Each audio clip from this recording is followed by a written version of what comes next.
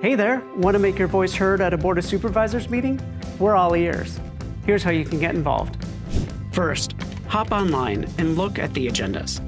This will give you the scoop on what's coming up before the board. Each agenda item includes a brief description of the issue, the recommendations, and potential impacts. If you need more detail, check out the detailed reports online. Those are called board letters. Then, decide if you want to speak at Tuesday's general legislative session or Wednesday's land use session.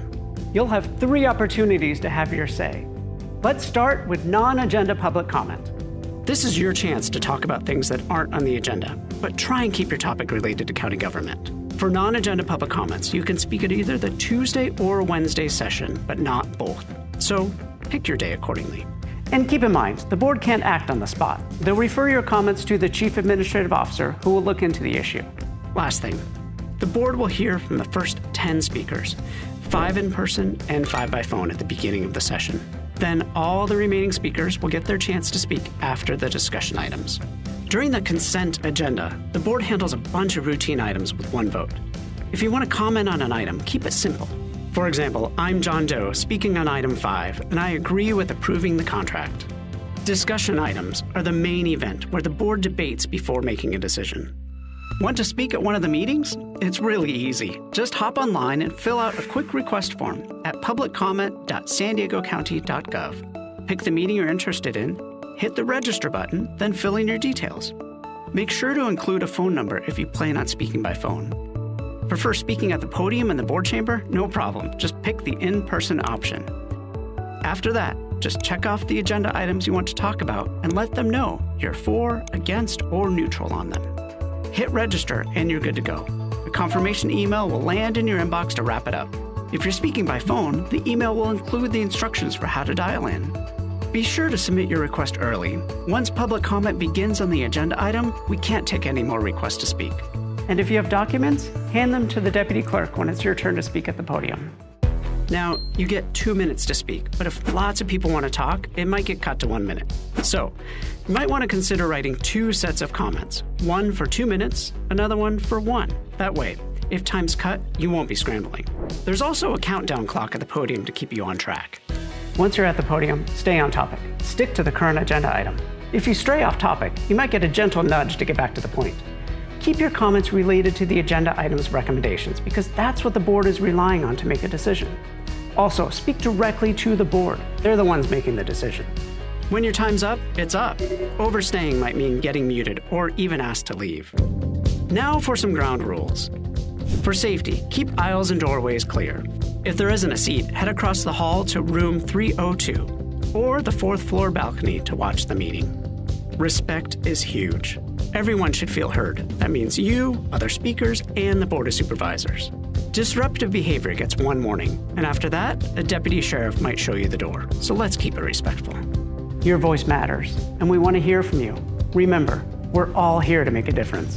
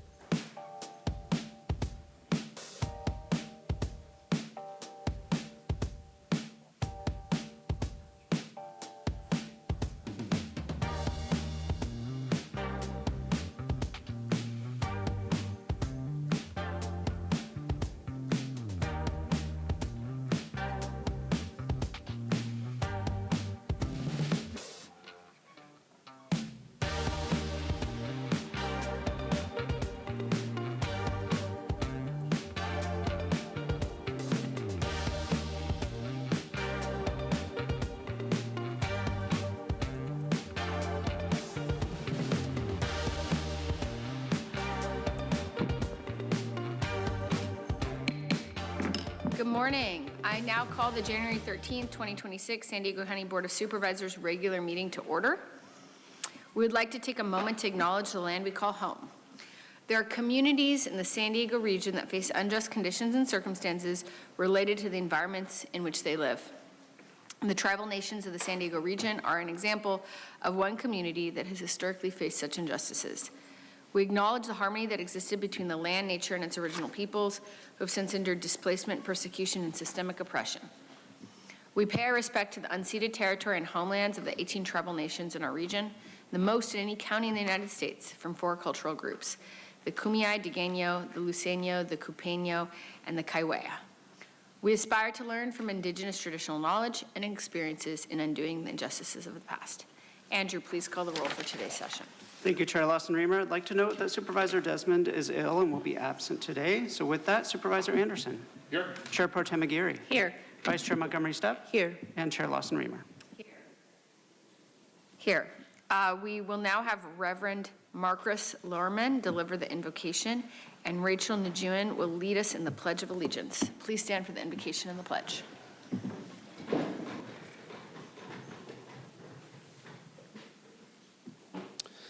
Good morning. In my tradition, in my community, we take a moment of quiet and take a deep breath as we begin our meetings.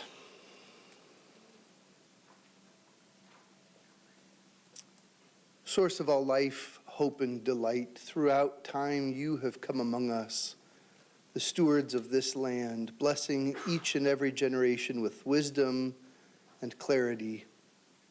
We long for your sustaining and creative presence among us in this deliberative body on behalf of all constituents. Thwart the desires of those who seek to do violence. Stoke the fires of justice in our hearts as we seek what is good for every neighborhood and neighbor. Give us eyes for the poor and ears for all who cry out in need. We ask for the safekeeping of all county employees, for those who keep the peace, to those who repair and maintain infrastructure, for office staff and administrators, for these and all staff members of San Diego County this day, and for those whom we have elected as public servants. Teach us to trust one another and guide our feet into the way of goodness and peace. Amen.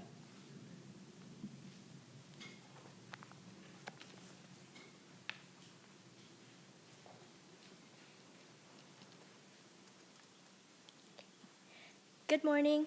Please raise your right hand over your heart. Ready, begin. I pledge allegiance to the flag of the United States of America and to the republic for which it stands, one nation, under God, indivisible, with liberty and justice for all. Thank you.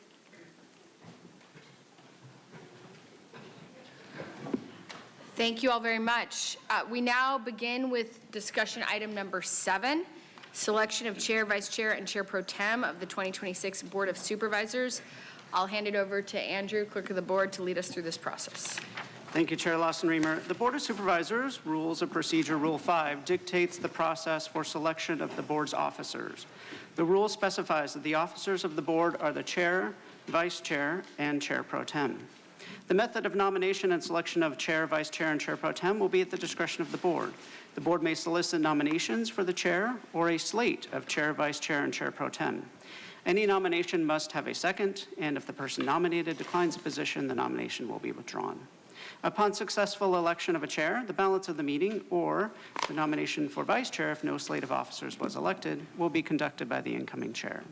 It will be appropriate to consider a nomination for Chair or a slate that includes the Chair, Vice Chair, and Chair Pro Tem. Okay, thank you very much. Just turning to my colleagues, if anyone has any comments or any motions to make on this item. Supervisor Chair Pro Tem Paloma Aguirre. Thank you, Chair. I just want to start by taking a moment to thank you for your leadership this past year, your steady, clear hand on how you manage the meetings is greatly appreciated, and always with a very calm demeanor. That is truly admirable. I want to go ahead and make a motion to keep this, to nominate a slate, and continue to have your leadership this year and Vice Chair's leadership as well, and nominate myself as Chair Pro Tem. Thank you very much. And that's really kind and greatly appreciated. Thank you. We have Supervisor Anderson. Thank you, potentially future chair. By the way, thank you. I thought you did a great job this last year and really appreciate it. This board had always gone with one-year terms, and then during COVID, we gave Supervisor Fletcher a two-year term, and then Nora. I'd like for us to go back to single year. In Los Angeles, they rotate the chairmanship, and even a Republican last year was the chair. And while I don't have a problem with the performance, I think you've done a great job. I'd like to do a substitute motion with Supervisor Aguirre as chair, and just switching your position to pro tem.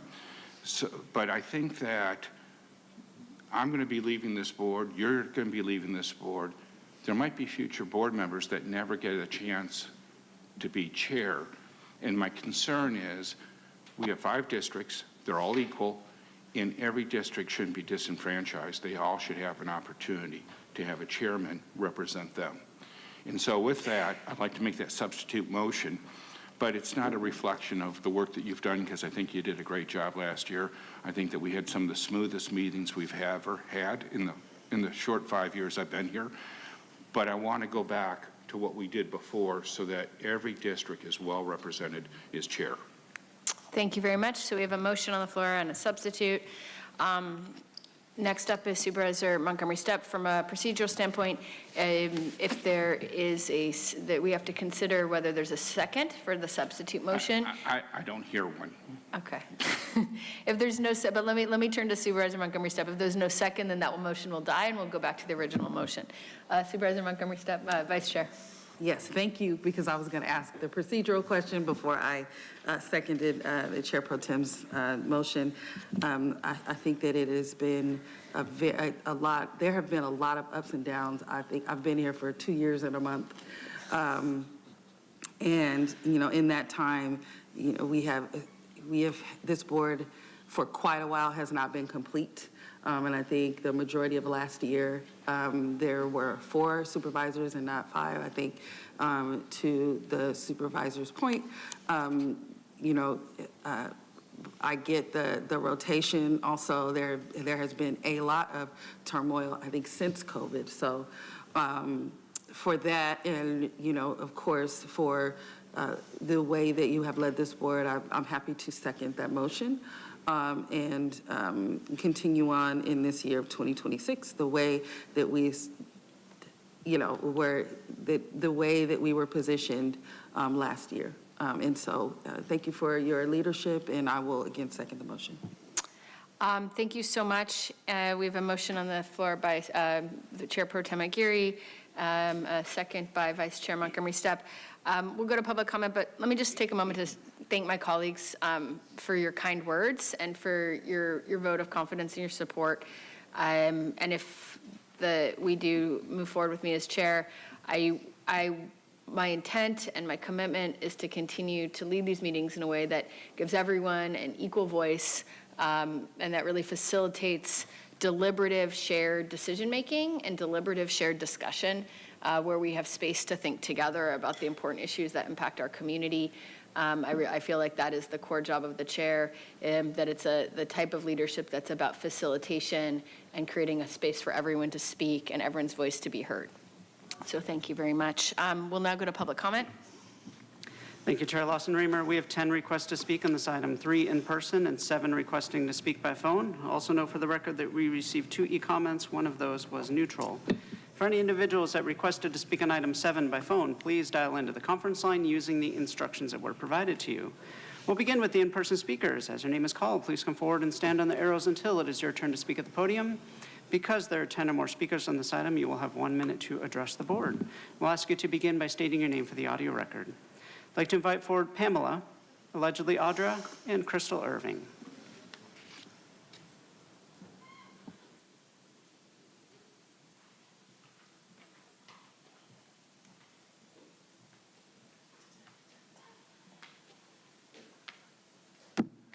you guys in your 1 minute. I would like to make a substitute motion and nominate myself as chair.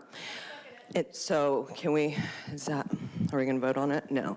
Good. And it's good that you guys do that whole minute. Things are going to be the same. You guys are going to continue to traffic children, to exploit all of the people and raise taxes, take people's homes, all of the good stuff the government does that's here to help. And then you got all your socialist services that you have to provide to the people in the meantime.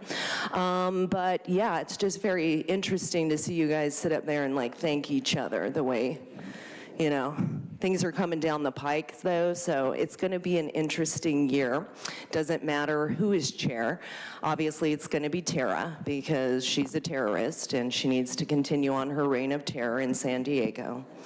And, Monica is going to be vice chair. I'm actually surprised we didn't want to kind of go for one of those new things and have a black chairwoman. That would have been interesting.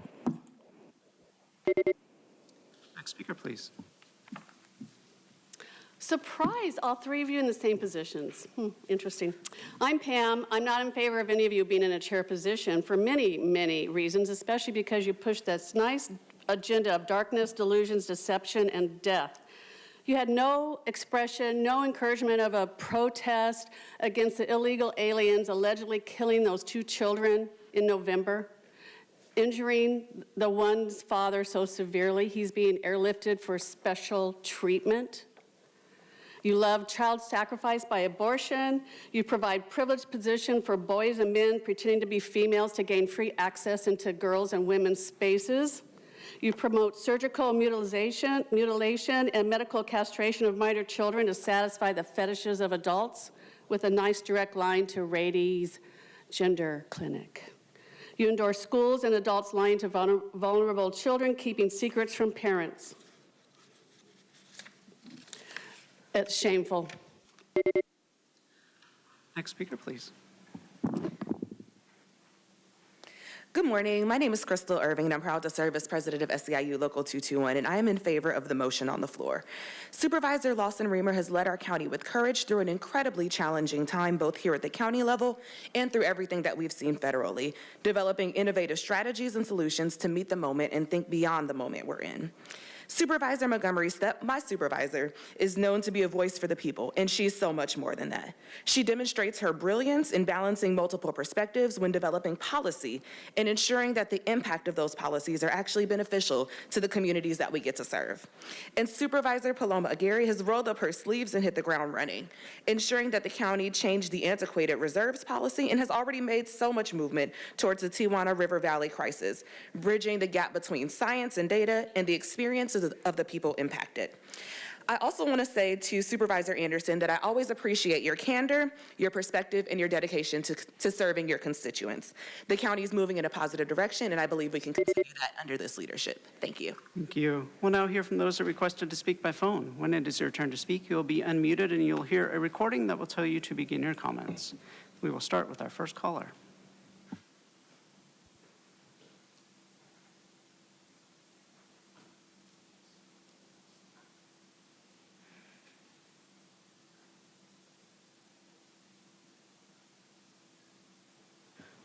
Oh, can you hear me?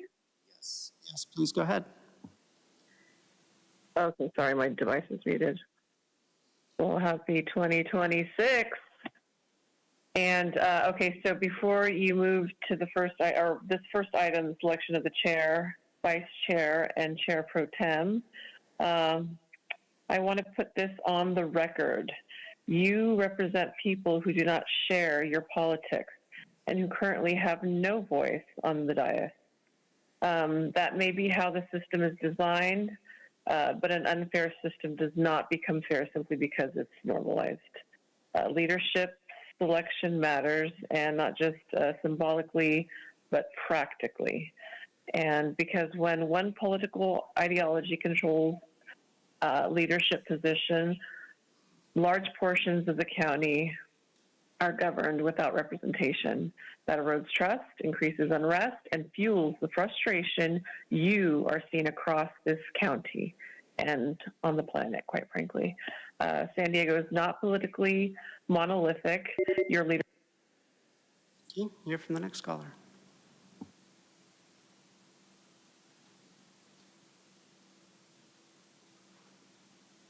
Thank you. Good morning, Board. My name is Kathleen Lippett, and on behalf of unincorporated residents who've had their voices marginalized at every juncture and muted at every opportunity, I want to say congratulations to Supervisor Anderson for finding his nonpartisan voice.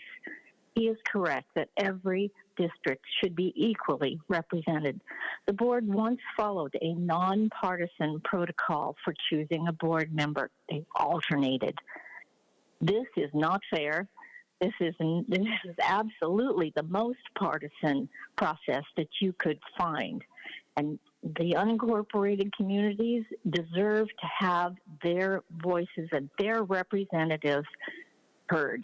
Thank you for letting me speak. Thank you. We'll hear from the next caller.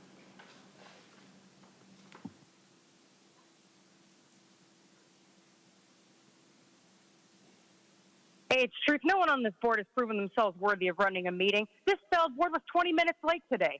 Jim can't even show up. Monica's the way we position line means progressive puppets remaining in control. So, of course, they're all against equal representation of the county. This is a dictatorship. Terrace had inconsistencies, major malfunctions, political theater, and quid pro quo fraud that should be addressed by the federal government. Monica has the worst TDS of everyone on the board. Progressive puppets Joel and Manuel have been little twin terrors at Sandag with their double chins stuck in their phones, rudely running their loud mouths while people are speaking. Joel cost the county millions in tax dollars on Uber rides, muffins, and on a gaudy rented building in El Cajon, of which least benefits a campaign donor. And he already got fined $20,000 in 2009 for that reason. Has debt-ridden Manuela paid off her property taxes on the condo yet so she can actually qualify to be a supervisor or chair? How about the $7,000 in credit card debt or Nerd Jose's $31,000 bankruptcy from all of his failed businesses? See, nobody on this board is a leader. 4 of you are follower minions who will do whatever Newscomb tells you to do. Thank you. Hear from the next caller.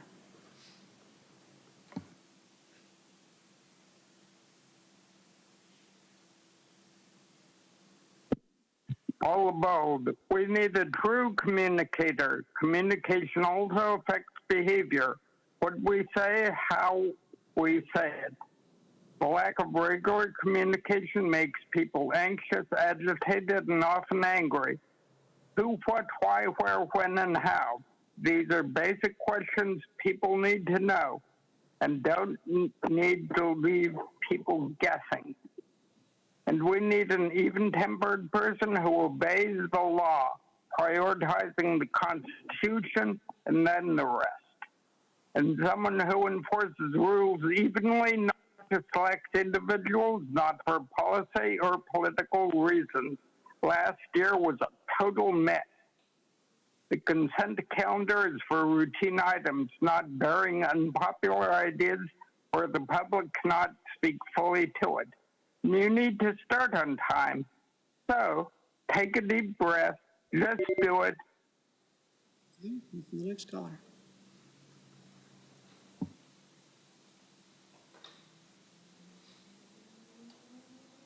Good morning, Board of Supervisors, and Happy New Year. This is Ann Riddle. I'm speaking on behalf of the residents of unincorporated county, which primarily puts us in Desmond and Anderson's districts. We would have really appreciated this opportunity in picking a chair that would indicate that you were kind, considerate, and willing to be transparent and all-inclusive by rotating the chair position this year. I think we were all deeply offended when we saw for the first time ever in the history of Board of Supervisors with Nathan Fletcher that he had a repeat second year. There was something very troubling about it, and it would be troubling again. To say that last year was unusual is not to have any history of Board of Supervisors meetings. Every year has troubling situations, and last year was no different.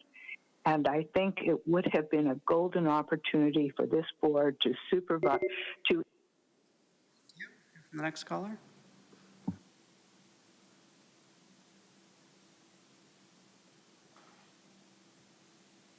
Hi, my name is Andrea Ebbing, and I kind of neutral on this one until I saw the news this morning that Tara Lawson-Remer has taken a stand against Summer Stephan's $200 million retail or consumer theft initiative. Anyone that's willing to take a stand against the actual RICO mob boss that is destroying San Diego is worthy of a position, in my opinion. Thank you so much for taking a stand. I know everyone is afraid of her, but they don't need to be anymore because she's exposed for what she's doing to the county. Thank you. Thank you. Hear from the next caller.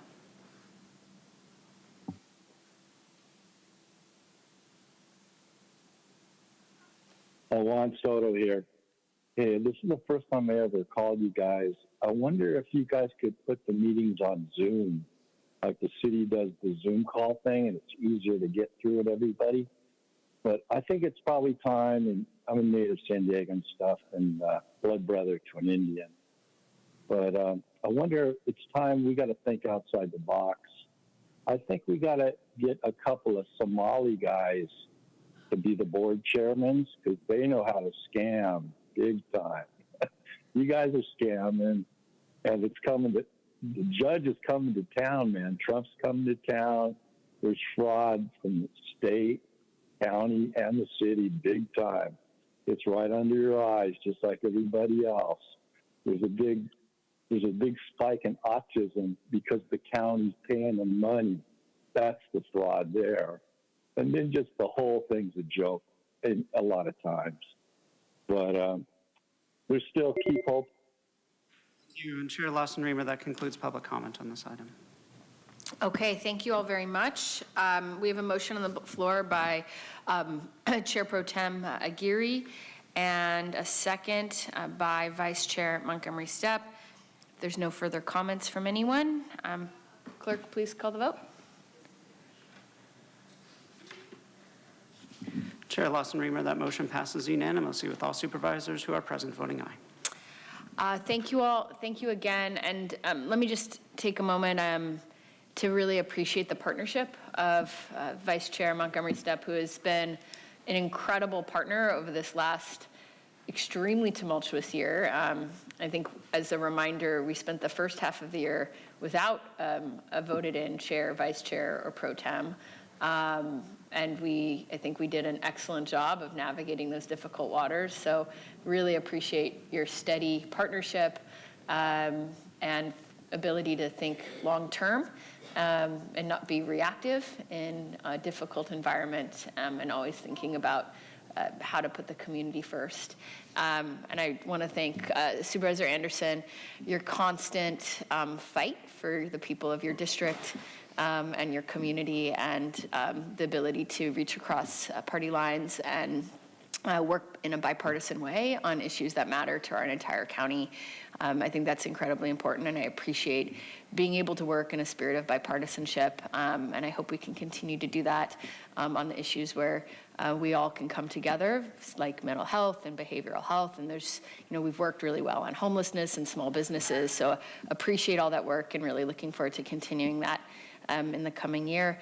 And of course, just so grateful to have our newest and incredibly fierce and visionary colleague who has just joined the board and hit the ground running for 6 months. I know it's drinking out of a fire hose.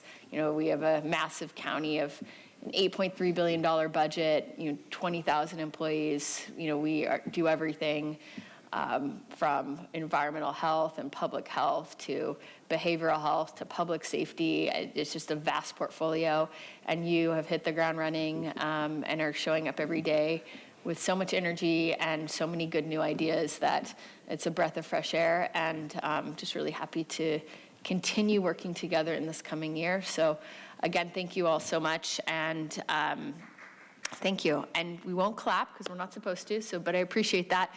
And with that, we will recess until 10 a.m. and we will reconvene to begin the regular agenda at the general legislative session at 10. Thank you.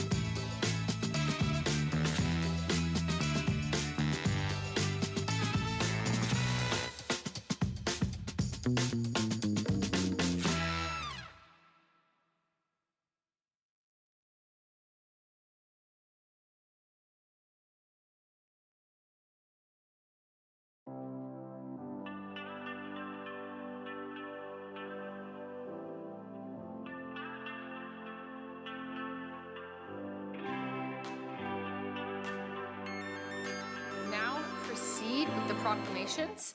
The first and only proclamation will be given by Chair Pro Tem Aguirre, honoring first-generation scholars.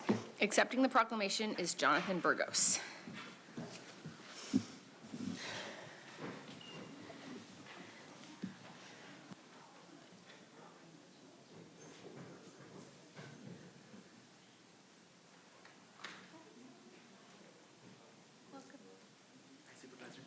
Behind you. Nice to see you. Thank you. Welcome. Welcome. Thank you for being here. Thank you for the Pledge of Allegiance. How you doing? Good morning, everyone. January is National Mentoring Month, and I am honored to present this proclamation to first-gen scholars in recognition of their commitment to mentorship, equity, and student access. Accepting this proclamation today are Jonathan Burgos, founder of First Gen Scholars, and the remarkable college and high school students who are part of the organization. As a first-generation Latina, college graduate, and I know what it feels like to walk into spaces that were never built for you, to carry the uncertainty and to still find the strength and resilience to keep going. That is why organizations like First Gen Scholars are so powerful. They don't just open doors, they walk alongside students from underserved and under-resourced communities, helping them believe in what is possible. From hosting scholarship workshops at local coffee shops on the weekends to pairing their alumni with high school students, their work is a living example of mentorship, hope, and collective strength. First Gen Scholars is an organization that is changing the trajectory of first-generation low-income students by guiding them through the college admissions process with a clear focus on graduating debt-free and achieving long-term economic mobility. And so do I wish that I would have had their guidance. As many as you know, I was born in the United States, but I was raised in Mexico. And I moved back to the US to go to college, and I remember very clearly in 2001, I had no support system. I had really no friends. All I was doing was working, and I had to reach out to a neighbor of mine for guidance and help in filling out the college admission application. I still made it through, obviously, but it would have been so much easier and so much better to have the support of an organization like First Gen Scholars. Since its founding in 2019 at Southwest High School, First Gen Scholars has made an impact, supporting more than 1,000 students now attending colleges across the country, with over 80% on track to graduate debt-free. Today, the organization serves 250 high school students throughout San Diego County. Through remarkable growth, First Gen Scholars has expanded from San Marcos to San Isidro, helped students secure more than $55 million in scholarships, and established 35 student-led First Gen clubs that build a strong college-going culture in local schools.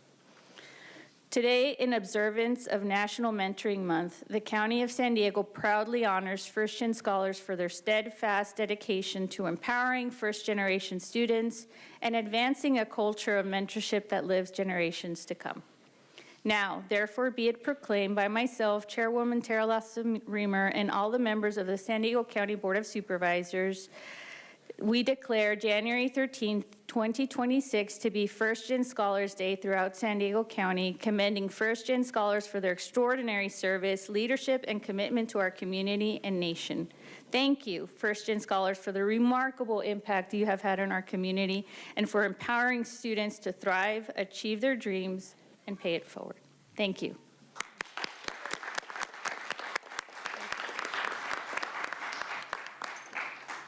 Good morning, all. Mentors are translators of possibility. They help young people turn a maybe into a plan. Receiving this proclamation is deeply meaningful to us because mentoring is the heartbeat of our organization. Supervisor Aguirre, thank you for recognizing First Gen Scholars and our community of mentors. This year, we served over 250 students from San Marcos down to the border. They've created 35 First Gen clubs, and our scholars like Rachel from Morse, president of the only AAPI Youth 501c3 in Southern California. They're also like Tony, Rebecca, and Leah, who are leaders at Mission Bay High for both the First Gen Club and the Cesar Chavez Service Clubs.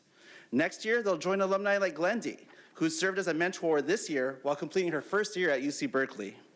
Julius is in his third year at Brown University and worked this past summer as a policy intern for D4 Supervisor Montgomery Stepp's office.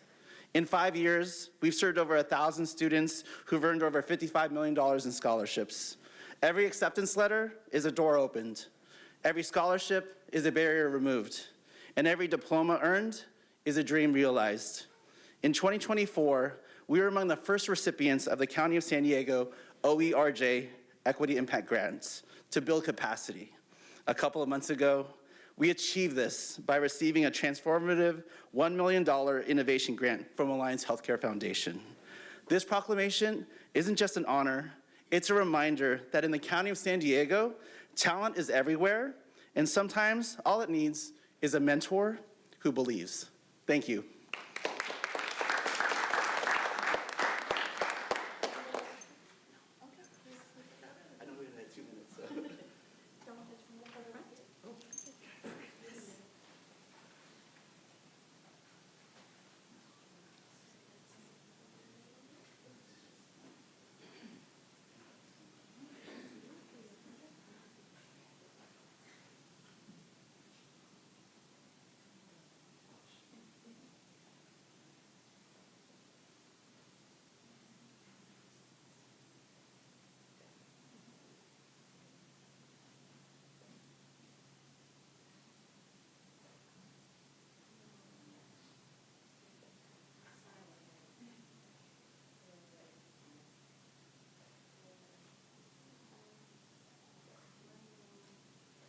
Can you do it with the number one for first gen? Is that okay? Thank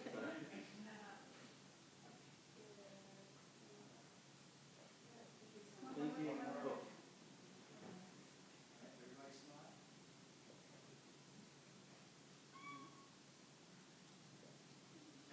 Thank you.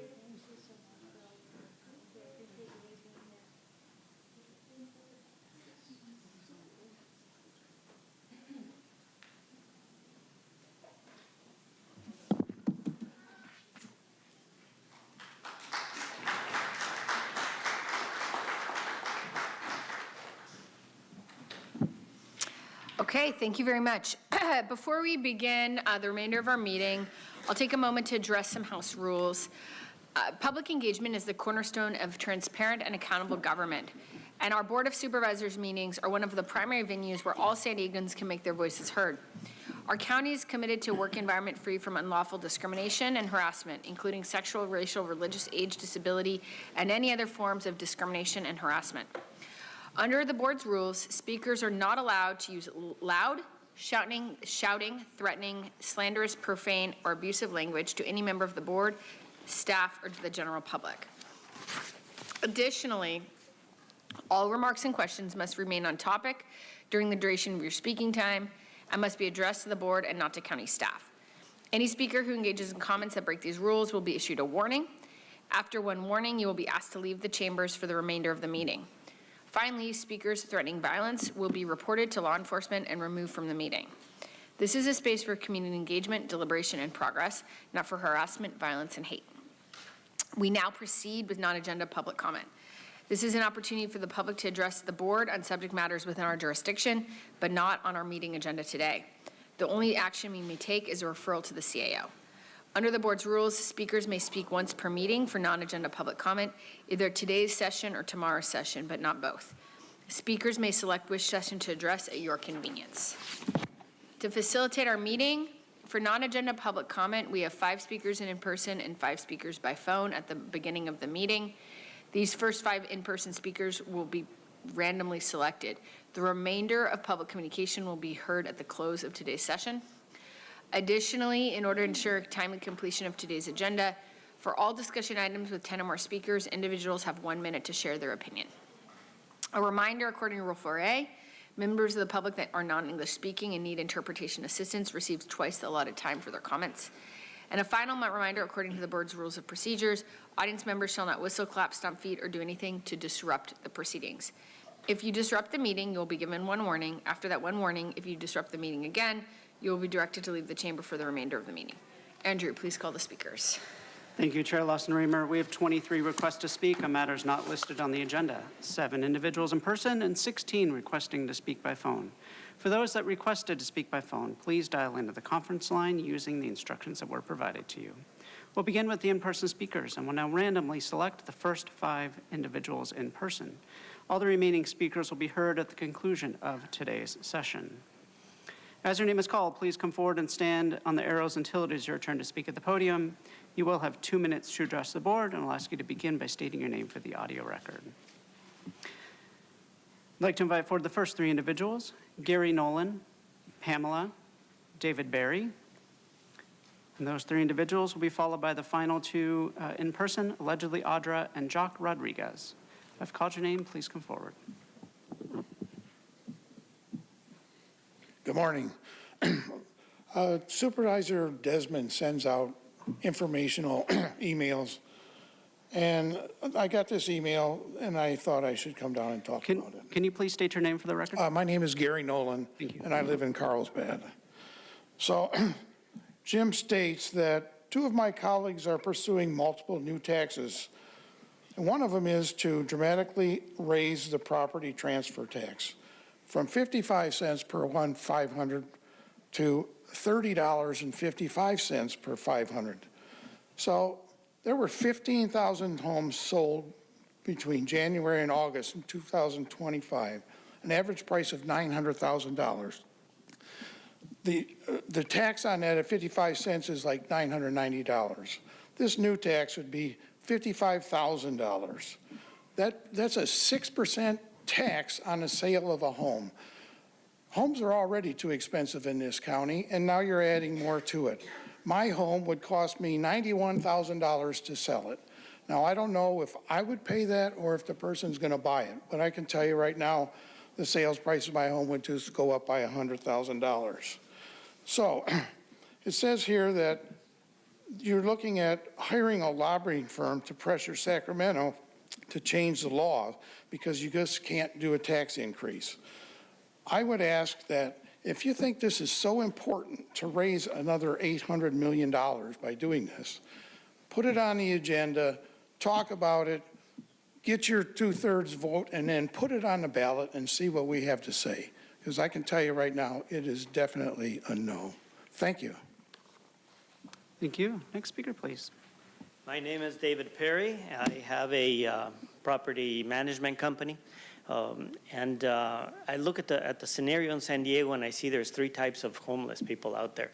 The first are the ones that sleep on the sidewalks and wherever they find the night.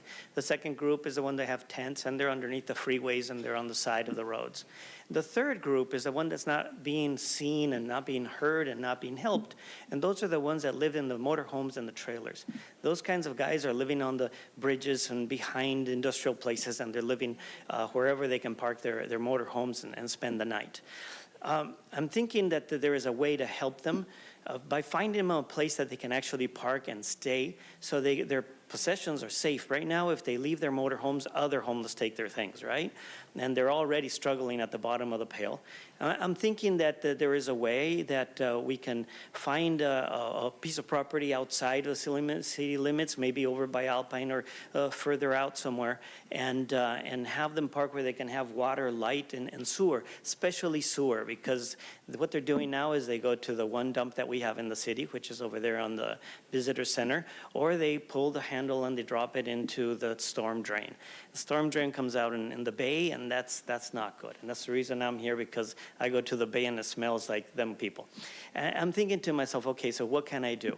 I have, amongst my customers, I have a customer that has a 100-acre piece of property a little north of Alpine.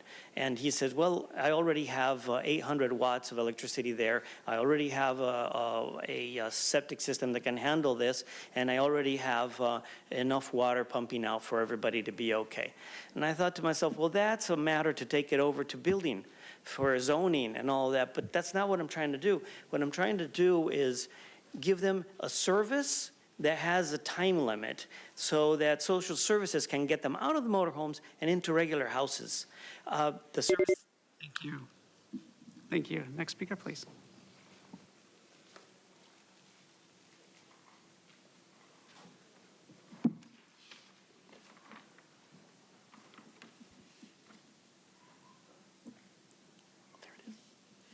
Pam. All right, the nexus and your jurisdiction is abortion, especially when you have this terrible sanctuary policy where you encourage those who live outside of the state to come and traffic their preborn child to be sacrificed by abortion. If we honored each baby aborted since 1973 with a moment of silence, we would be silent for a century. In 2025, abortion was the leading cause of death worldwide. 73 million human children were erased through abortion. That's 200,000 every day. Democrats lie by calling abortion health care, but in reality, the girl or the woman is the mother of a dead child. Believing a baby becomes valuable when his or her mom says so is just as absurd as believing a man is a woman just because he says so. Abortion teaches people to use any violent act to get what they want.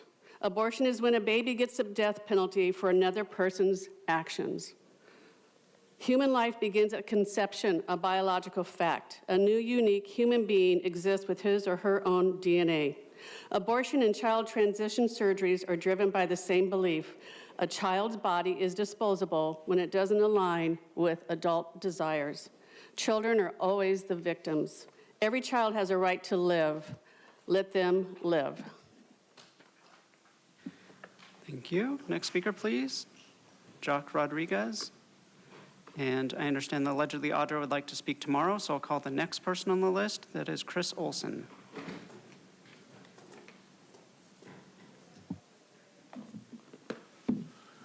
Jock Rodriguez, father of Saxon Rodriguez, in custody death, July 20th, 2021.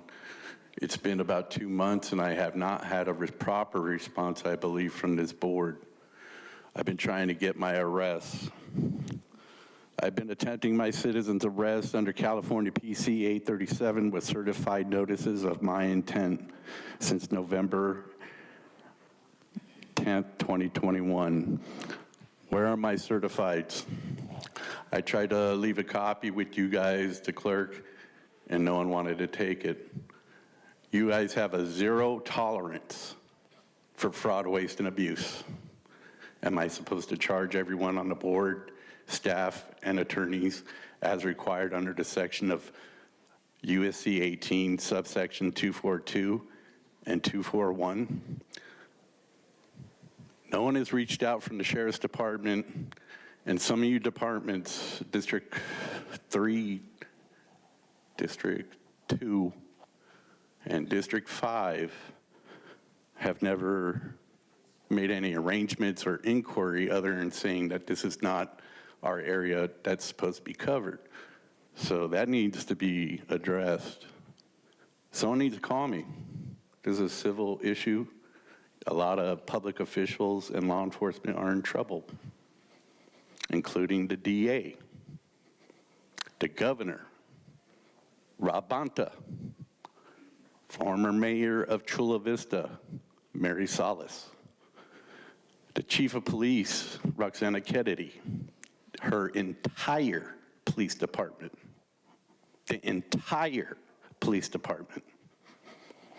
This is a homicide murder, and I am the father. Served in the military for rights my son should have had. Thank you for your time. Thank you. Next speaker, please. Good morning, Board of Supervisors and Chair Lawson Raymer. My name is Chris Olson. I am a board member representing Beautiful PB, a 501c3 nonprofit with 3 pillars: arts, greening of spaces, and mobility. Under the mobility pillar, we conduct annual mobility traffic counts performed by volunteers. We count people and vehicles, people on bikes, people walking, people on e-scooters, etc. This year, our 11th year of counting, the Board of Supervisors awarded us a grant to bring our methodology to the state of the art, and also allowing it to happen 24/7. We employed automatic traffic sensors and radar speed guns. The sensors differentiate between all types of mobility and track speed. The sensors cannot do facial recognition and they cannot read license plates, but they do provide a lot of data, including near-miss data. With this new technology, we were able to analyze data identify safety issues, and recommend infrastructure changes. This report was made possible by the grant from the county supervisors, and I am providing you a copy and also a link to online access. You can also find it, the report, on our website, beautifulpb.com. We will continue with this methodology in other locations in our community and also measure the impact when improvements are made. We also offer to share this technology with other communities and also share our expertise with other communities in San Diego County. Thank you very much. Thank you. We'll now hear from the individuals that requested to speak by phone. Again, in accordance with the board's rules, we'll be hearing from the first 5 callers. The remaining callers will be heard at the conclusion of today's session. When it is your turn to speak, you'll be unmuted and you'll hear a recording that will tell you to begin your comments. We will start with our first caller.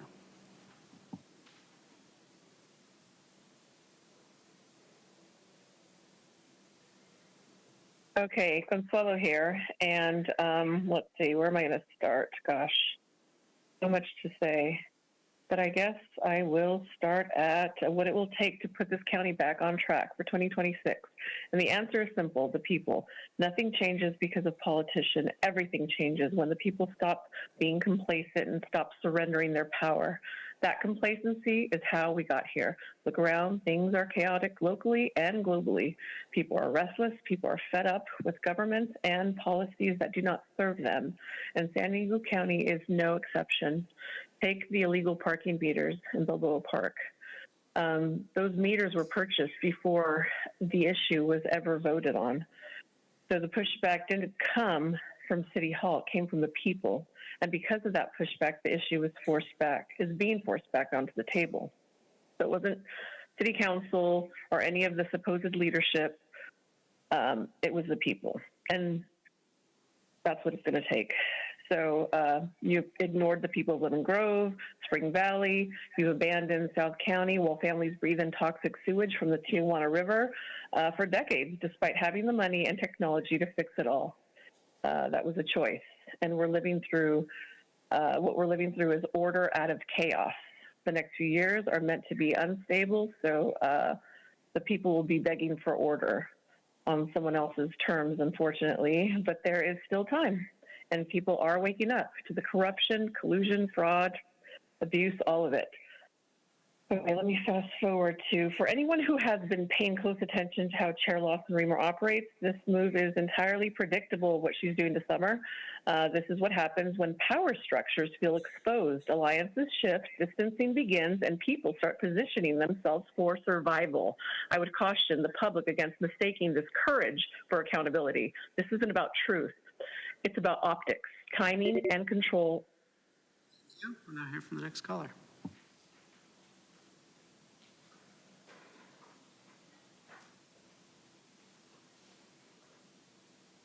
Hi, good morning, supervisors. I'm here as a parent of 3 young children who lives in multi-unit housing to urge you to make smoke-free multi-unit housing a priority. People living in poverty are more than twice as likely as those with less education are more likely to be exposed to secondhand smoke, often because they live in multi-unit housing where smoke travels through walls, vents, and shared spaces. Tobacco remains the leading cause of preventable death in our county and nationwide, claiming nearly 490,000 lives every year. While we've made progress, secondhand smoke continues to harm people who did not choose to be exposed, especially children, seniors, and renters with no ability to control their indoor air. At the same time, we are seeing a troubling rise in vaping and cannabis use among young people.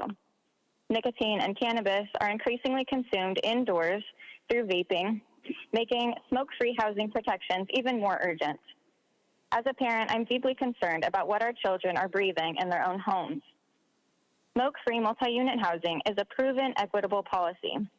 It protects health, reduces fire risk, lowers healthcare costs, and helps close health disparities without penalizing anyone.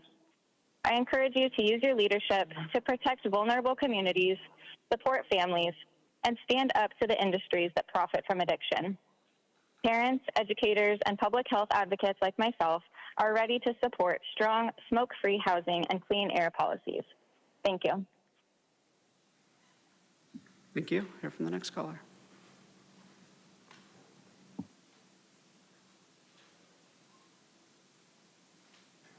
Good morning. My name is Becky Rapp. I'm a public health educator, and I'm here to urge this board to rely on science-based, peer-reviewed research when considering marijuana policy, especially when it comes to the idea of expansion in the backcountry. Neuroscience is clear. The human brain continues developing until around the age of 25. During this time, the areas of responsible for judgment, impulse control, and emotional regulation are still forming. Exposure to psychoactive substances during this developmental period can be detrimental. Most recently, research published in the American Journal of Psychiatry, one of the nation's leading peer-reviewed medical journals, summarizes decades of clinical and neurobiological evidence showing that marijuana exposure during adolescence and young adulthood can alter brain development. The findings link early and frequent use to increased risk of addiction, anxiety, depression, psychosis, and lasting cognitive effects. Risks that are intensified by today's high-potency THC products. This is well-established neuroscience published in top medical journals. As the board considers any kind of expansion of marijuana businesses, particularly into the backcountry, it's critical to recognize that rural areas often have fewer prevention resources and limited access to mental health care. Increased availability and normalization bring long-term public health consequences that communities are left to deal with. I ask this board to listen to the science, including the research published in journals like the American Journal of Psychiatry, before approving any expansion of marijuana into the backcountry. Protecting the developing brain should remain a top public health priority. Thank you. Thank you. We'll now hear from the next caller.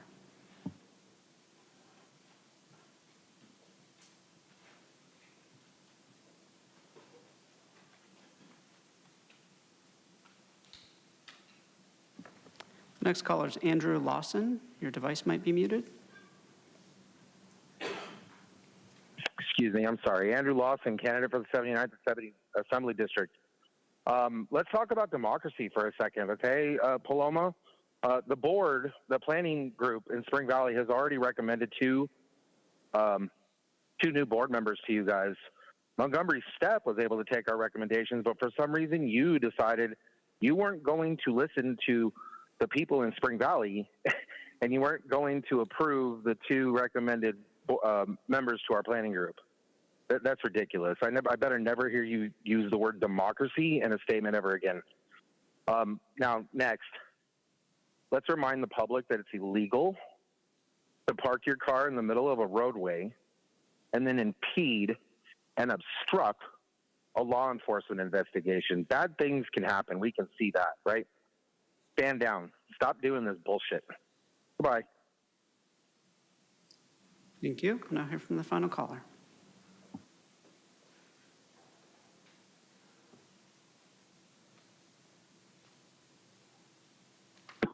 Hello, my name is Leonie. The food we eat and the homes that give us shelter all come from nature.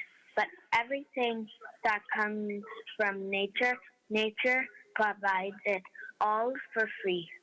So then why does the government get to sell us what nature already provides for free? Here are some ways you can help nature. For starters, you can start demanding them to stop letting them spray our skies. First of all, spraying our skies is horrible for the environment. It pollutes the soil and our animals that we love. The money the government takes from the people is wasted on things we don't need.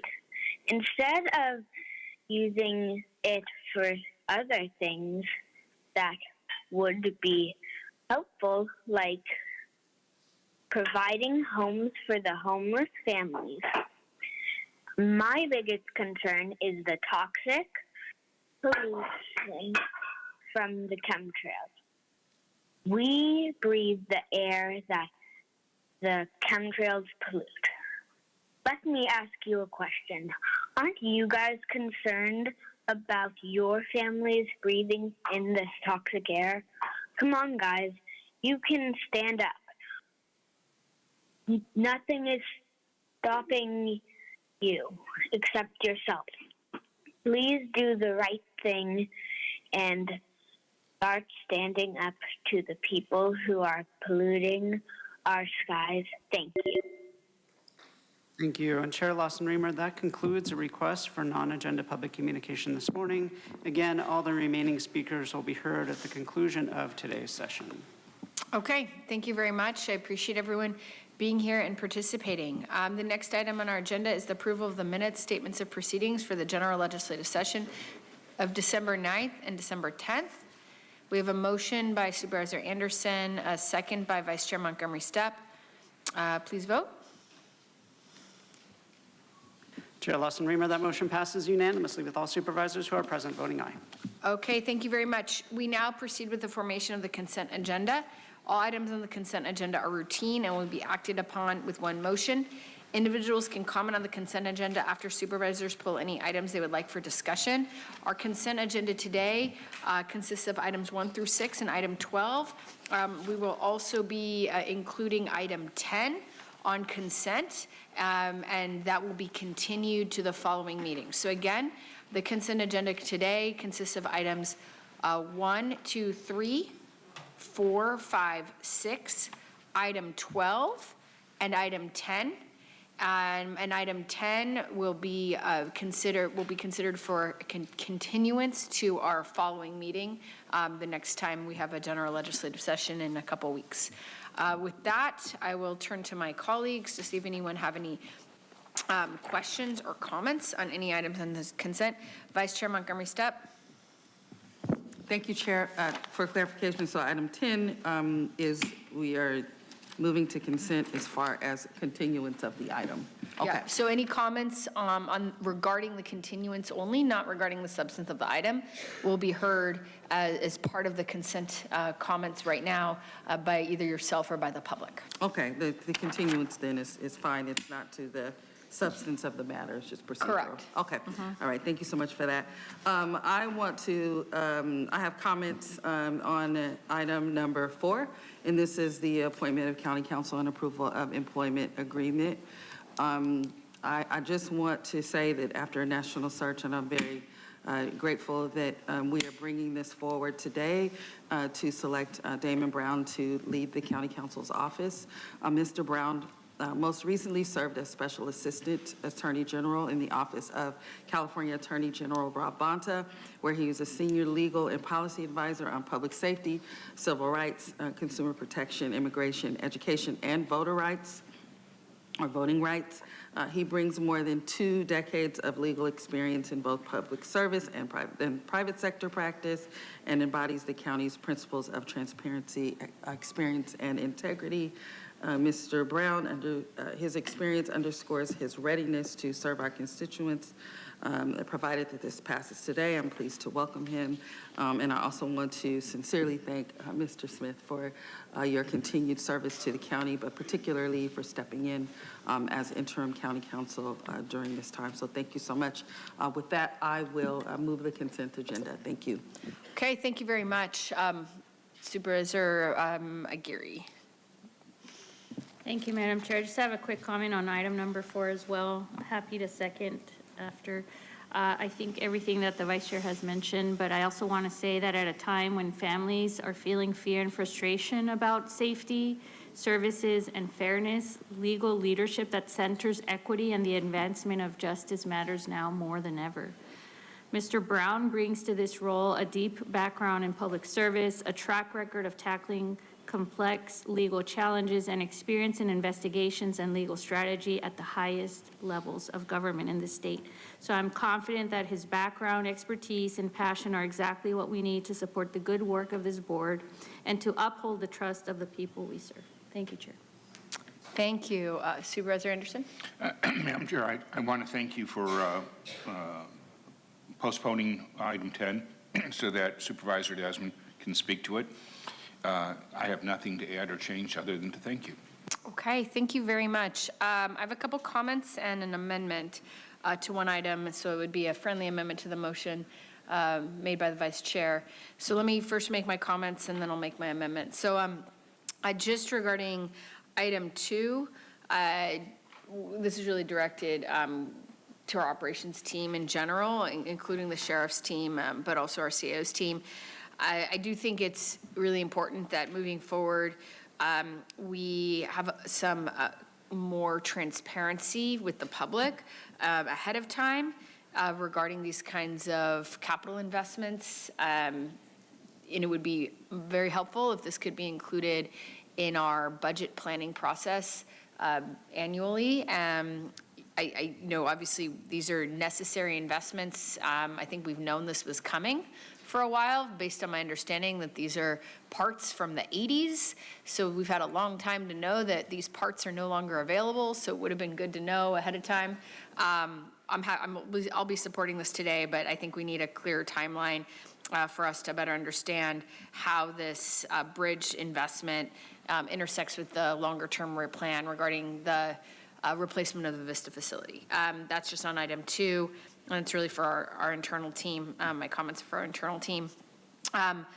Regarding item 4, I just want to say I'm incredibly excited to be able to welcome a new county council who comes with just a wealth of experience that's cross-cutting, and I think is going to be able to help our county elevate our work at the county council's office and continue to advance an agenda of fighting for working families across San Diego County, fighting to protect the residents of San Diego County, and doing everything possible to put people first in our community. I think he brings the wealth of experience, and I very much want to thank and just express my gratitude to David Smith for stepping in for the second time in my 5 years on this board. So you are just an incredible asset to the county, an incredible team player, a steady hand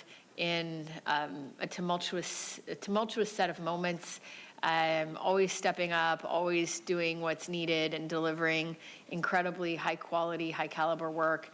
I'm very grateful you'll be staying to help our new county council get oriented and transition into the job, and make sure that we continue to have the highest quality of leadership and legal services in our county council. So thank you so much, David. I really appreciate you. So those are my remarks. And then just like a very minor amendment to item 1, just trying to clarify that as we move forward, we're certainly happy to take this money, but just asking to ensure that the CAO comes back to the board if any of the terms and conditions change regarding the conditions attached to the money. I think we have the language for that amendment. And again, nothing substantive, it's very procedural, just asking that the CAO, and I think that to be fair, Ebony, I think you've been wonderful about checking in, but just want to make sure that that's on the record, that we won't be moving forward with any changes in terms and conditions without circling back to the board regarding that. So that's that amendment. I'm happy to accept that. Okay, thank you. Okay, thank you. So we've got a motion and a second. We'll now go to public comment. Thank you, Chair Lawson-Remer. Before we begin public comment, I would like to make a note for the record. Agenda item 4 seeks appointment of and approval of the new County Council's employment agreement. Pursuant to Government Code Section 54953, prior to taking final action, the legislative body shall orally report a summary of a recommendation for a final action on the salaries, salary schedules, or compensation paid in the form of fringe benefits of local agency executives. The proposed terms of the employment agreement include an initial annual base salary of $380,000 with annual cumulative increases to the base salary effective on June 25th, 2027 and June 23rd, 2028 in an amount to be determined by the board, but in no event less than 3%, nor more than would be above the County Council salary range. Contribution to the County Council's deferred compensation account equal to lesser of 4% of the employee's gross salary or 100% of the pre-tax IRS deferral limit. A monthly automobile allowance at the equivalent rate established by Administrative Code Section 496 of $675, and 80 hours of executive time off per calendar year, and all other fringe benefits and paid leaves applicable to executive management. With that note on the record, this item may be approved on consent. We have 14 requests to speak, 4 in person and 10 requesting to speak by phone. Again, as a reminder, the consent agenda includes items 1 through 6, 12, and item 10. Item 10 is being continued to the next meeting, so individuals that have requested to speak on item 10, please speak to the continuance. Any individuals that requested to speak on items on the consent agenda by phone, please dial into the conference line using the instructions that were provided to you. We'll begin with the in-person speakers. As your name is called, please come forward and stand on the arrows until it is your turn to speak at the podium. You will have 2 minutes to address the board, and I'll ask you to begin by stating your name for the audio record. Also, please identify which items on the consent agenda you are speaking about. I'd like to invite forward Pamela, allegedly Audra, Aaron Sertamoto Grassi, and Ricky Robertson. If I've called your name, please come forward.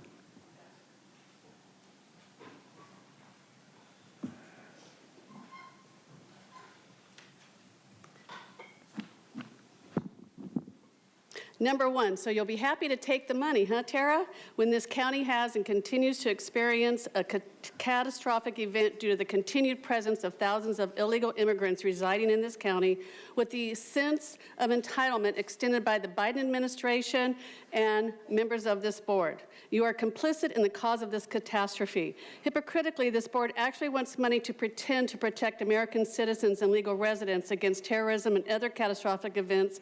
At the same time, in agenda item number 8, you want to impede, interfere, and incite danger of our law enforcement.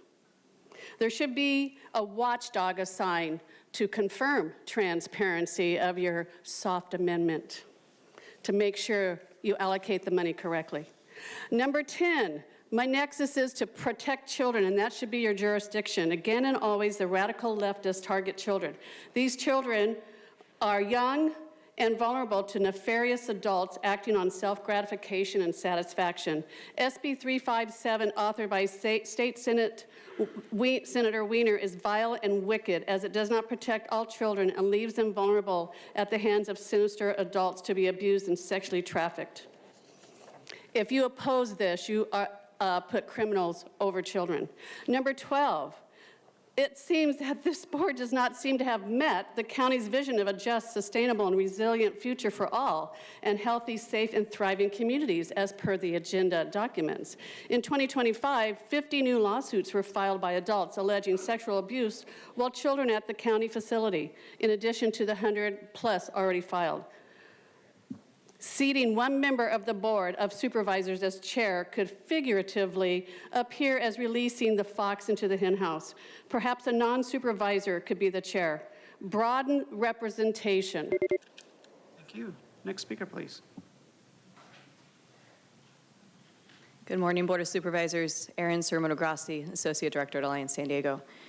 We'd like to remind the county, I'm speaking to item 1, we'd like to remind the county supervisors, county CEO, and county Office of Emergency Services that the county has an obligation to adhere to state law, namely the California Values Act, and that any activities related to this grant must not be in violation of state law. We know that the federal administration is actively trying to tie DHS, EMPG, and SHSP grants to immigration enforcement. At the moment, they have been prohibited from doing so by a court injunction. However, we also know that's under appeal. Should anything change with the conditions of these grants, it is our expectation that the county and their sub-grantees on the grants will refuse to do anything that puts them in violation of state law. And to the effect, I wanted to say thank you to Chair Lawson-Remer and to Vice Chair Montgomery Stepp for putting forward an amendment and then seconding it. That makes that very clear. Thank you. Thank you. Next speaker, please.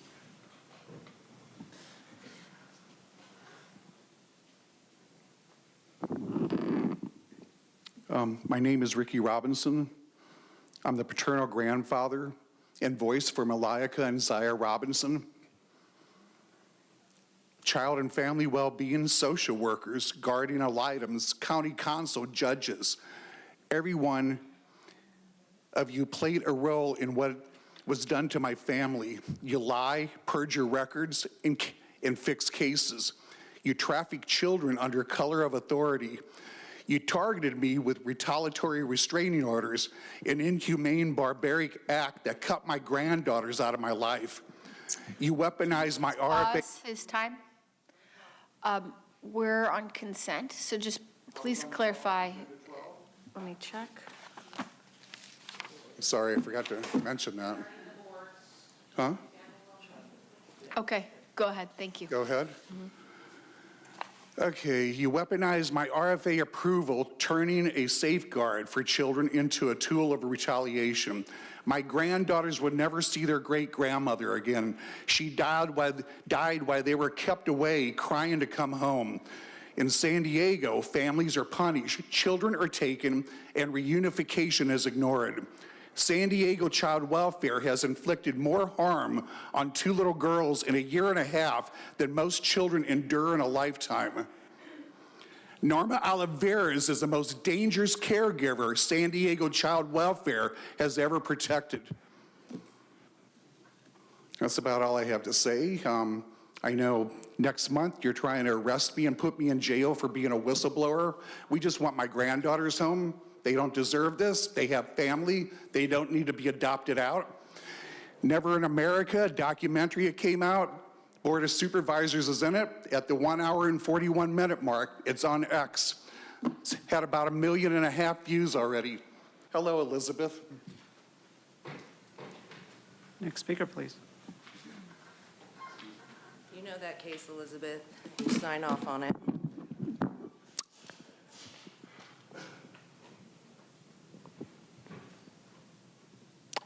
Is it okay to go? Are you finished? Okay, great.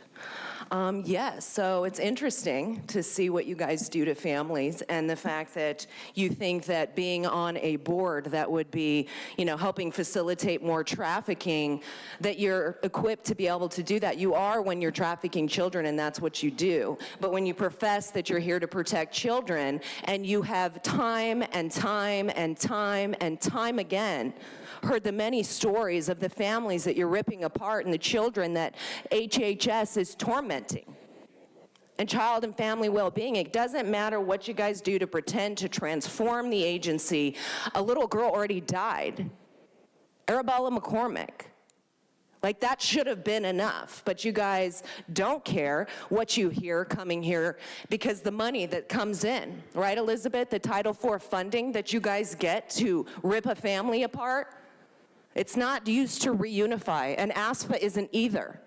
It's a fast track, it's a conveyor belt to put children through the system and put them through behavioral health services if the transition isn't going well. It doesn't matter how many children beg to go home and cry and plead to go home. Imagine that was your daughter, Tara. Imagine. You would do anything to make sure that she wasn't going through that, but yet you are complicit in doing that to families here in San Diego. And you know it, Elizabeth. You know the Robinson case. Point of order. You guys all talk about me. Hello, please pause. Point of order, Go Madam ahead. Chair. Thank you. You stated in the rules at the beginning of this meeting very clearly that public comment needs to be directed to us, not to staff. This is the 3rd time one of our staff has been mentioned. You can mention staff, but you have to speak to us. Okay, continue. Happen. Thank you, Paloma. It's interesting when you were, talking to me before you became a member of this. I love when you guys do public comment. You're full of shit. And it shows. You're a cartel member. It's so fantastic. Anyway, and whatever this new, I know, right? Yeah, exactly. I know. You're so nefarious, Jezebel. Satan is. We'll now hear from the individuals that requested to speak by phone. We'll start with our first caller.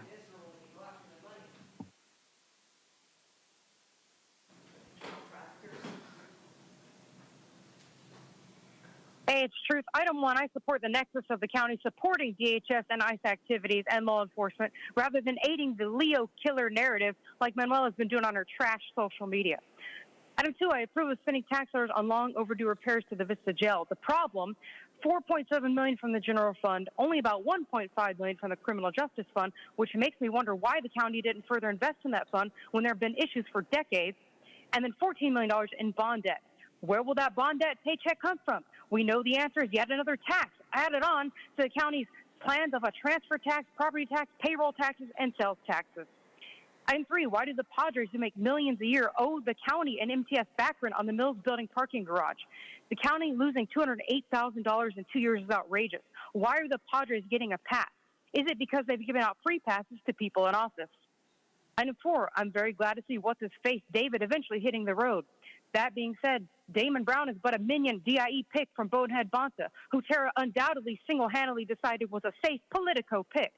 He ran unopposed for city attorney of Compton. In 2021, he also quit on the city of Compton. He tried to get the state of feds to criminally probe the sheriffs. He pretended he was qualified to run for the Pomona School Board, and he supports racist reparations. No, Damon does not deserve $380,000 a year plus benefits. He deserves prison for colluding with criminals both at the state as well as the city level. And does he still live outside of jurisdiction at 728 Val Vista Street? That corrupt pick means the federal government will absolutely be looking into this county. I'm going to make sure of it. Item 10, we're waiting on addressing sexual assault on children because Jim failed to show up. Item 12, no, not a single crazy from this board should be dictator of the Child and Family Advisory Board. Tara has proven herself incapable. You know, she uses her own daughter as a political stratagem. It's disgusting. And Tara, pay attention to the agenda or don't approve it. And if mentioning staff is okay, why did you interrupt me at a previous meeting for Manuela's sake? Because she's a crybaby. Thank you. We'll hear from the next caller.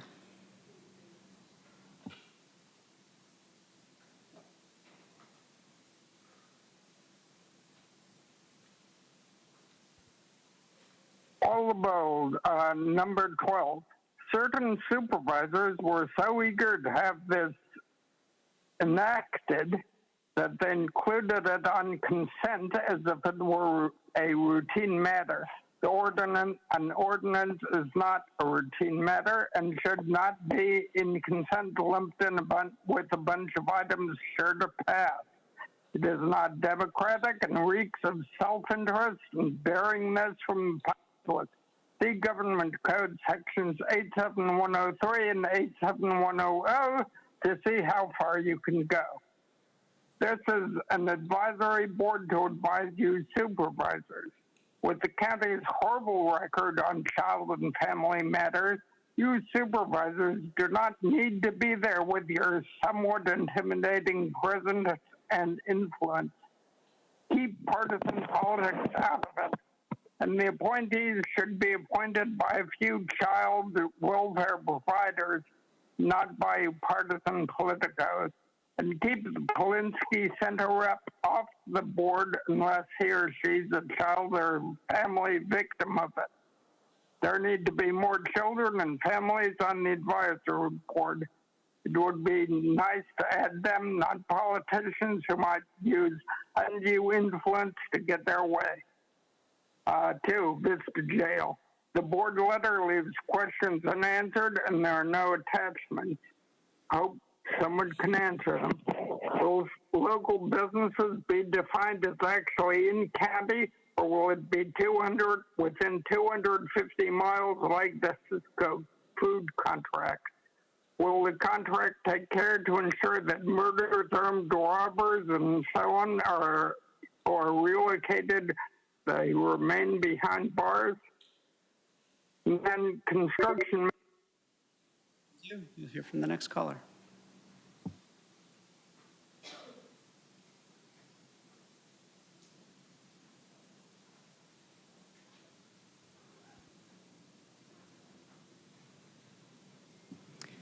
Next caller is Ann Riddle. Your device might be muted.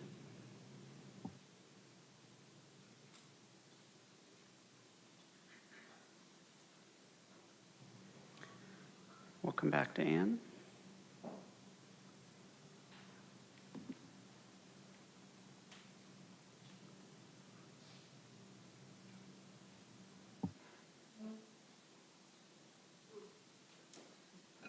name is Andrea Ebbing, and the grandfather that is going through hell, I just want to let you know that for item 12, I'm going through the same thing. My children have been trafficked out of San Diego. That's not an overstatement of what happened. My children were driven across the country on a permanently suspended license after my felony strangler tried to kill me on video with blood everywhere. But my two youngest daughters, my 6 and 7-year-old, were driven across the country on a permanently suspended license. Okay, Detective Holly Tafoya, a joke, an embarrassment to humanity, SDPD former detective, omitted my children from her felony strangulation report. She said no children were involved. However, the father who strangled the mother admits to drugging mother and 5-year-old daughter with his benzodiazepines when he was abducting them. Okay? Then she becomes an SDDA investigator, and all reports go missing as if I don't have copies of everything to FOIA. What an embarrassment. And then San Diego District Attorney Summer Steffen, who has the only child abduction unit in town, who's tried to spend $3.3 million of state funding on lies and fraud until she was audited by Malaya's office, the state of California, who said, you are not recovering abducted children. You can only be reimbursed $43,000 of this money, because she's not doing a damn thing except for laundering money and acting as a RICO mob boss. So she would like to jail me as well, sir. It's a really unfortunate strategy that they use to silence us. In fact, she wants to jail me so badly for surviving my own murder and child abduction that on November 4th, when I was getting 2 additional coils put into my brain to save my life after she caused a ruptured aneurysm after 6 years of... We'll hear from the next caller.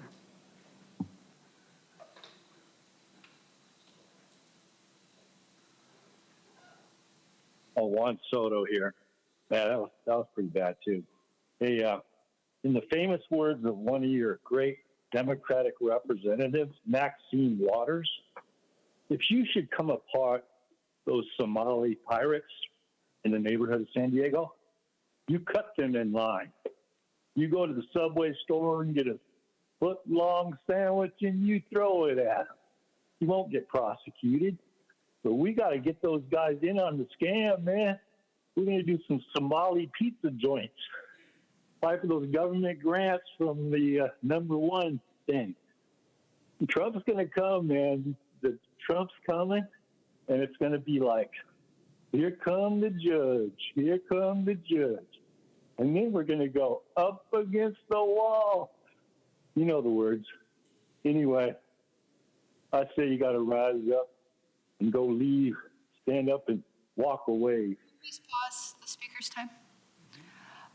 Just a reminder, we need to be speaking to specific items that we are considering today. Please clarify what your comments are addressed towards. Item number 1. And please explain how your comments are related to item number 1. The money from the Border Patrol guys, they should be going to buy those sandwiches at Subway. So when we confront the guys that are here illegally, we can maybe it could be, that's how it's got to be. We're going to take the money from the grants. We're going to buy Subway sandwiches, and then we'll underhand toss them at the protesters when ICE shows up. That'll be kind of cool. Well spent. Thank you. Thank you. We'll now hear from the next caller.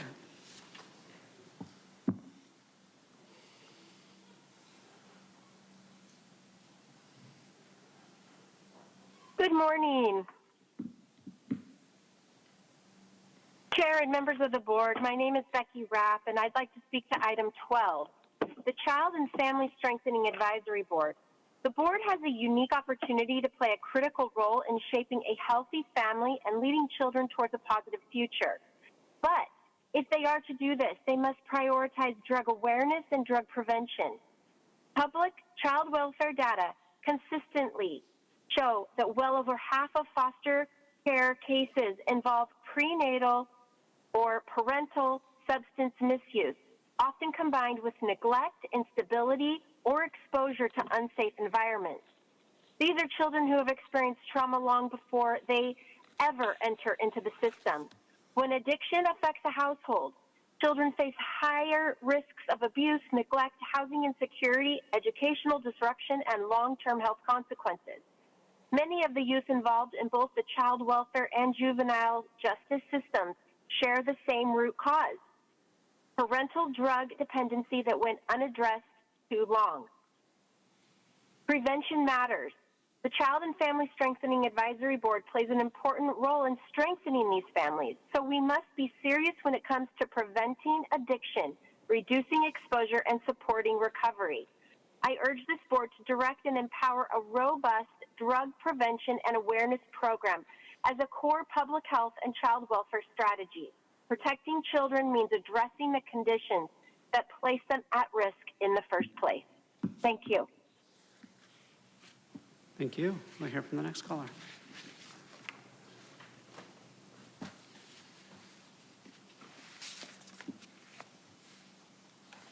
Okay, Consuelo here, and I want to speak on the Child and Family Advisory Board. Okay, so this board has a long history of dysfunction, mismanagement, and ignoring the people it claims to serve. Walensky, the county, and leadership repeatedly demonstrate a horrible track record when it comes to protecting children, families, and vulnerable communities. Okay, so a little bit of truth. This county has no real intention of fixing anything unless the people make it happen. People keep waiting on saviors, Trump, Kamala, or whichever politician is next, to swoop in and save the day. That is exactly how they want it, because as long as people believe in someone else to fix things, they surrender their power. And that surrender is why things stay broken. Real change never comes from elected officials. It never has. It always comes from the people, paying attention, organizing, speaking up, refusing to comply with policies that harm them or their communities, and holding the system accountable.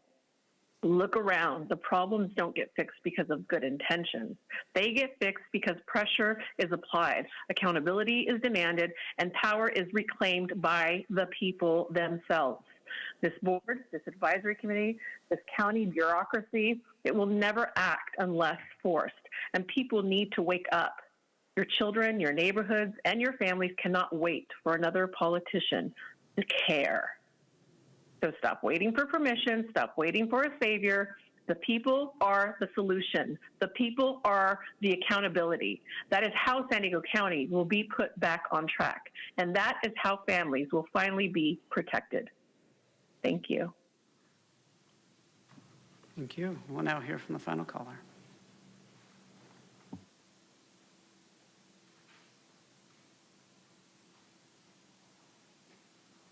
Ann Riddle, excuse me. I called in because I wanted to speak to item 12 as a retired social worker.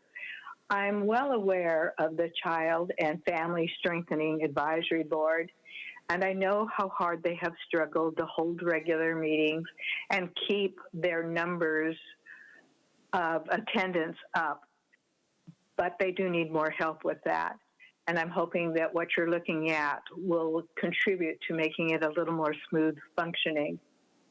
However, as a person who worked in county public health and in social work in particular with foster care, I feel that we are avoiding some of the main conversations we need, and I think a previous speaker addressed it, and that's prevention services. Our families here in San Diego County arrive at desperate situations step by step by step, and it needed prevention way before it would come to attention of the advisory board or any of the agencies that the county serves, including the ones that I've worked with. And I think it's because of the messaging that comes from the county. Are we sending clear messages, particularly regarding alcohol, tobacco, marijuana, and drug use by parents in front of children, with children, and while pregnant? I think we need to re-examine how clearly we are sending those messages.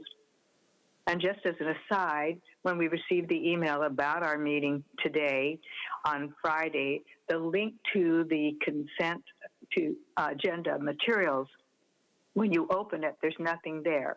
And as of this morning, there still isn't anything there. Nothing has been posted regarding materials for any of the agenda items. That might be a flaw you want to look at before tomorrow's meeting. Thank you.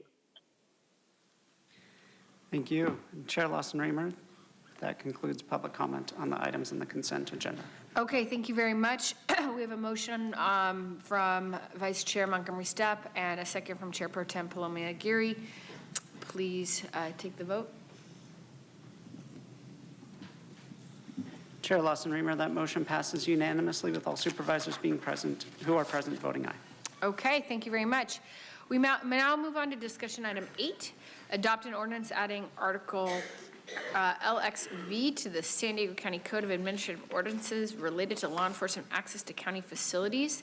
We will begin with public comment. Thank you, Chair Lawson-Raymer.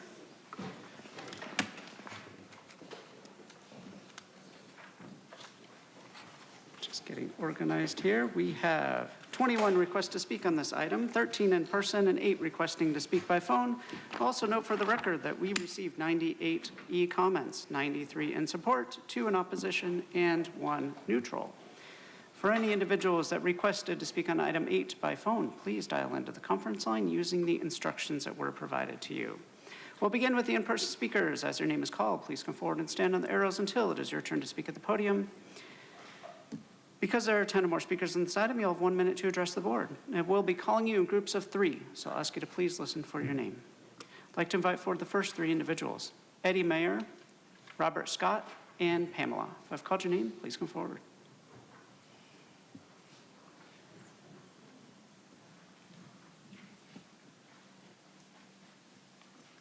And again, please state your name for the audio record. Good morning. My name is Eddie Meyer. I am the Immigrants' Rights Advocate, Senior Policy Advocate for the ACLU of San Diego and Imperial Counties. We strongly support the Civil Liberties Enforcement and Accountability Rules, or CLEAR ordinance. This ordinance helps protect basic constitutional rights for everyone who lives in, works in, or accesses San Diego County services or facilities. CLEAR sets clear standards for how county resources can be used in law enforcement activity.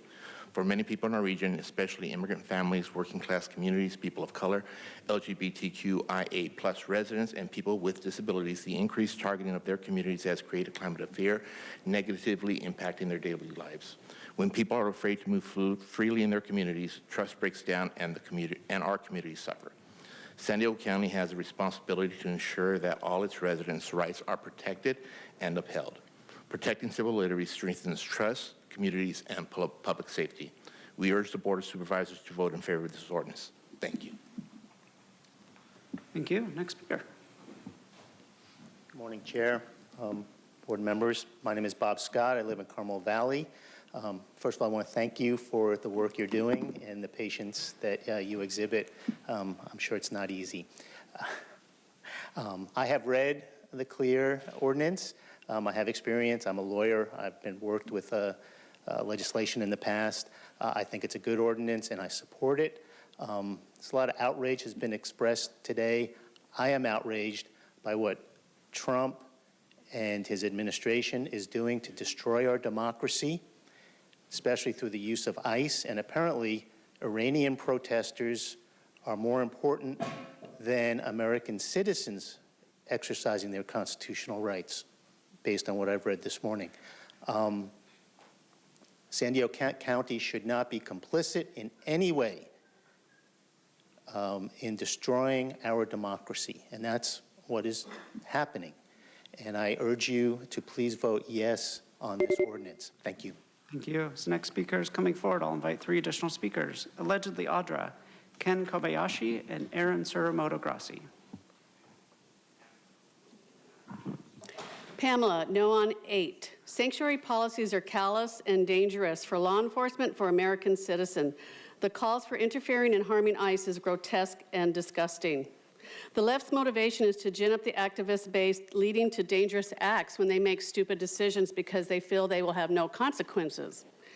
But they put targets on ICE and then blame ICE for defending themselves. This game is over. The left doesn't care about any person at all, no matter your skin color, your community, whatever. They don't care.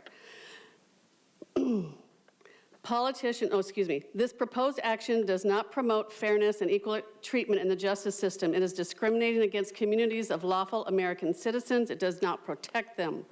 This approach does not support justice, does not foster trust and cooperation between the public, the county, and law enforcement, and it will never keep the county safe. This item interferes with federal law enforcement, increasing risk of danger to the officers and the public. Next speaker, please. Thank you. My name is Ken Kobayashi. I'm a second-generation Japanese American. My parents moved here after World War II and built a happy, successful life in a semi-rural suburb of Chicago.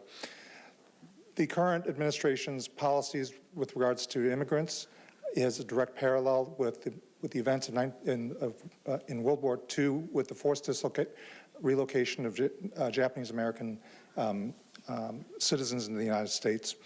At that time, we had at least the cloak of a wartime hysteria. Today, we are at peace ostensibly and have no such pretext, only the stink of cruelty and corruption. I urge this council to show the world and the community that San Diego has learned the lesson that bigoted and racist policies were wrong then and they are wrong now. Show resistance to the current administration's activities and vote for this ordinance. Thank you. Thank you. Next speaker, please. Hello, Board. Erin Suramoto-Grassi, Associate Director with Alliance San Diego. Thank you, Chair Lawson-Rieger, for bringing this forward. We were happy to see the ordinance amended and strengthened. Alliance San Diego strongly supports the CLEAR ordinance because it will help better align the county and the San Diego Sheriff Department with existing state law and strengthens existing local protections by codifying elements of Board Policy L2. It will help the county, its contractors, and the public assert their rights by clarifying that federal immigration agents must have a judicial warrant to enter non-public spaces. It will increase transparency and accountability when the San Diego County Sheriff Department participates in joint task force operations, and it will clarify the sheriff's role when responding to immigration enforcement by requiring a report of the incident. At a time when federal immigration agencies are brazenly assaulting, arresting, and killing people in the street, it is crucial that the county do everything it can to protect all residents. We urge the board to pass the ordinance. Thank you. Thank you. As the next speaker is coming forward, I'll invite 3 additional speakers. Patricia Mondragon, Rian Corbell, and Connie Elder. If I've called your name, please come forward.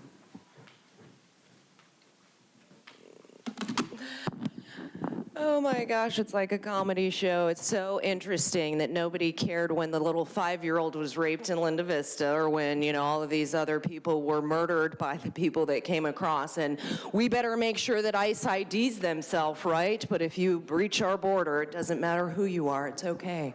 It's interesting, I'm wondering, like, is not number 1 and 8 contradictory to each other? I mean, I know you want the funding, you guys are money whores, so it's like you'll do anything for money. But it's just interesting because it seems like, isn't that protecting our homeland or no, it's not? And what happened about COVID and all of the, you better jab yourself, you know what I mean, to protect everybody? So interesting, the things that all of our civil rights have been usurped for quite some time. That's why I'm saying they should be happy to be treated like Americans, really, because that's what they do in America. And so if you don't like it, then go back to your country. And hey, Paloma, see you next Tuesday.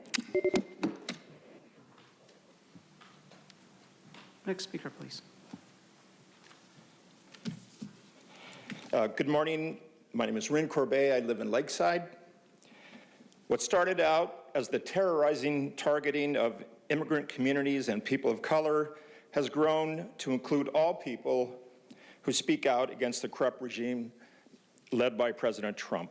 When armed thugs wearing masks and badges in Minnesota will murder citizens in full view of the world, safe in the knowledge that should they be charged and convicted of their crime, the president will pardon them We know we are a failed nation, and we know we must stand up and speak out. Nonviolently, we, the people, must take it back. The federal government has intentionally created a climate of fear and intimidation which has traumatized our communities, making people feel less safe in their daily lives. The CLEAR ordinance takes a critical regional approach to increase local protections for San Diego families and sends a message to all. We deserve to feel safe in our county. Thank you. Thank you. Next speaker, please.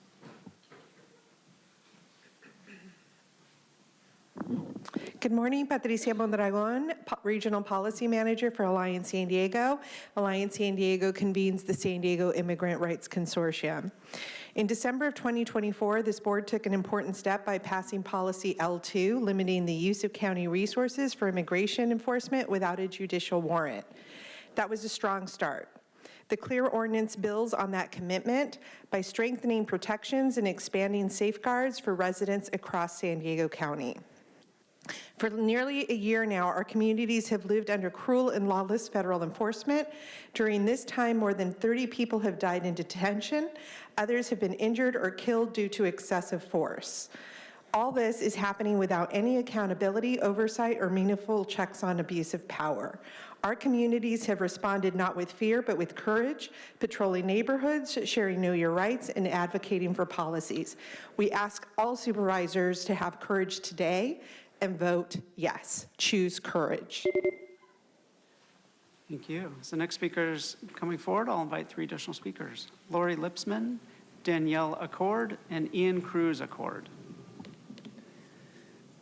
Hi, my name is Connie Elder, and I'm a resident of District 4.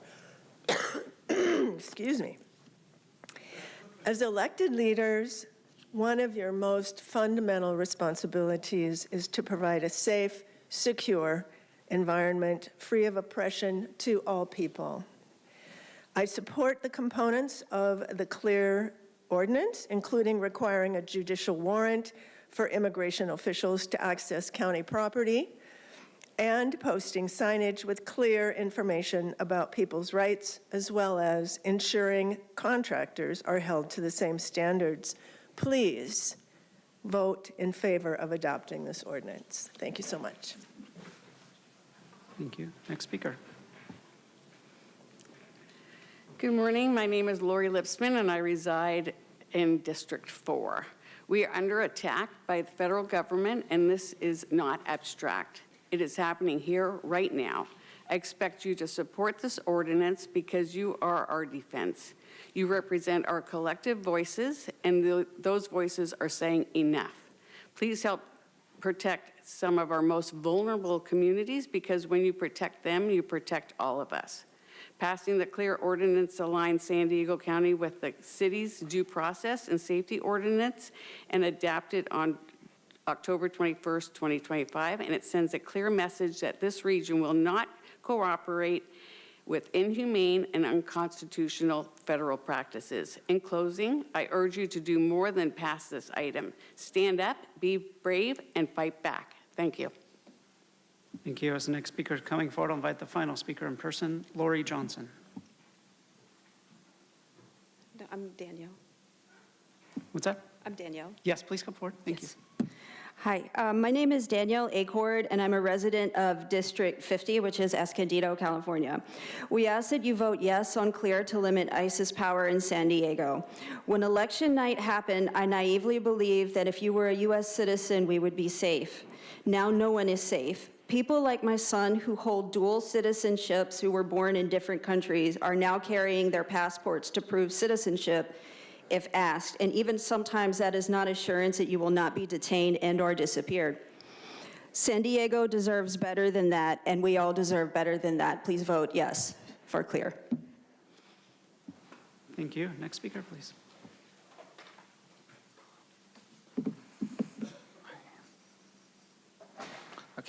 My name's Ian, and I'm a resident in District 50. I'm in support of the CLEAR ordinance because our region is stronger when we ensure due process and dignity for all. I believe this is important because of the immigrant population that we have in San Diego and North County, which make up about 22% of our total population. As a dual citizen myself, I have huge concerns on how everyday ICE operations will affect me and those around me and in my communities. Time and time again, we've seen the way that ICE treats undocumented citizens and migrants, along with even those that are documented. Last year, there was a 58% increase in ICE arrests in San Diego County alone, with the majority of those being arrested for nonviolent crimes. San Diego needs to come together to help protect those who are being targeted the most by these lawless actions. Thank you. Thank you. Next speaker, please. Okay, I'm Lori Johnson. Sorry if I didn't get there fast enough. Anyway, my name is Lori Johnson. I use she, her pronouns, and I live in District 3. Before I read my speech, I'd like to say that you all could use a little bit of love. Take a deep breath. We can get through this together. I'm here to support the Civil Liberties Enforcement and Accountability Rules Ordinance, the CLEAR Ordinance. By passing this, you would set a powerful precedent for other counties to ensure safety, respect, and dignity for their residents as well. What is super important is this ordinance helps protect personal information of all of us in San Diego, but particularly those who need it most, our neighbors living in immigrant and LGBTQIA+ communities. All of us in San Diego deserve to know our county is working hard for us. I urge you to vote yes on the CLEAR ordinance. Thank you so much for your time. Thank you. We'll now hear from the individuals that requested to speak by phone. When it is your turn to speak, you'll be unmuted and you'll hear a recording that will tell you to begin your comments. We will start with our first caller.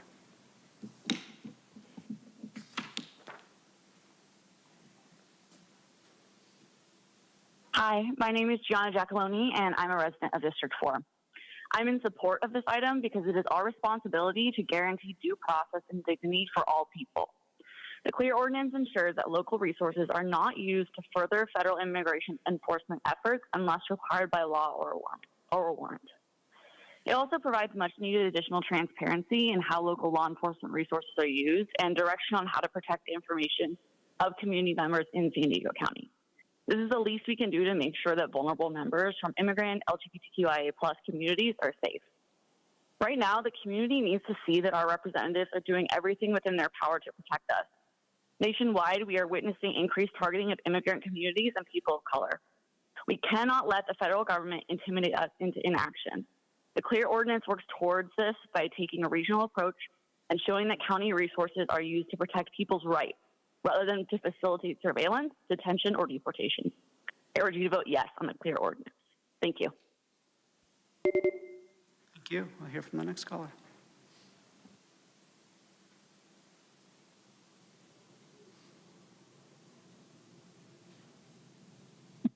Bold. Clearly, ICE and the Border Patrol have far exceeded their legal authority and engaged in overly hostile and violent activity. But this proposed ordinance doesn't do the job. The agents who break due process laws, use unlawful force and violence, or arrest American citizens without verifying their citizenship should be prosecuted individually. But now that ICE and BPS are under extreme fire for their lies and unconstitutional actions, you may as well let them self-implode. The Section 967 exceptions in the ordinance make it essentially unenforceable. ICE or BPS could simply claim it's an inspection and regulatory authority, just as they've lied so often in the past.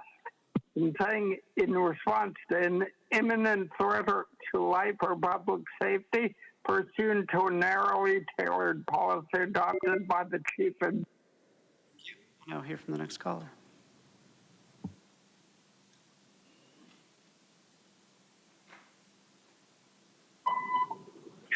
Andrea Ebbing, board, media, feds, anyone that's listening, I am speaking with the expectation of action. I have shared this multiple times, but there is no vote that can change the fact that our district attorney, who works for us, works for the county, the state, and is supposed to prosecute felony crimes, when she lived with her federal judge husband, Dana Sabra, who is our Chief Justice, who can oversee these types of warrants and all that stuff. He is going to do whatever she needs. So she's going to need room for her Afghani refugees, right? She wanted to take some federal funding for being a super sanctuary state. What did she need to do? She needed to clear space for her Afghanis. So she deported our fellow neighbors that have lived here for years using her husband. This is a conflict of interest that cannot be ignored for numerous reasons. Yeah, we'll hear from the next caller.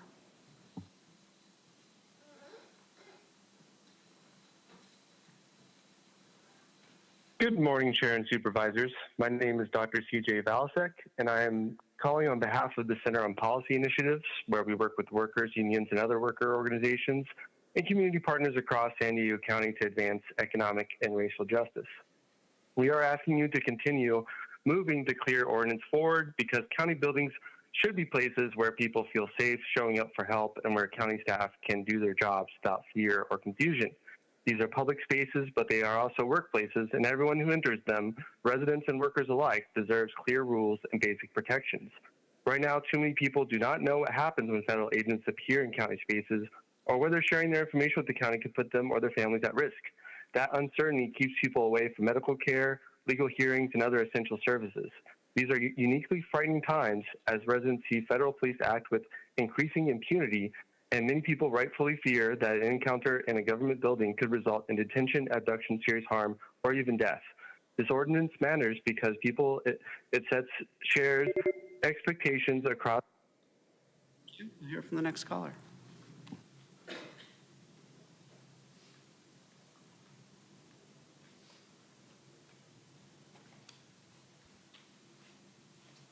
Don't swallow.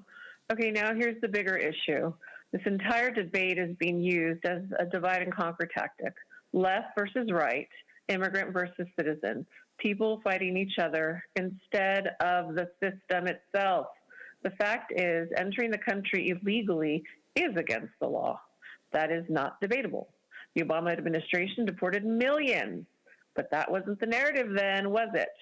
Both sides are being played while people argue over optics. The same corrupt system expands power, erodes rights, and moves us closer to centralized control under the guise of protection. Stop manipulating the public, stop passing vague ordinances that change nothing, and stop using fear to keep people divided, because division is how control is maintained. Wake up, people. And Tara Lawson-Remer, you are such a, gosh, I don't even want to use the word snake. You're such a weasel, honestly. Now hear from the final caller.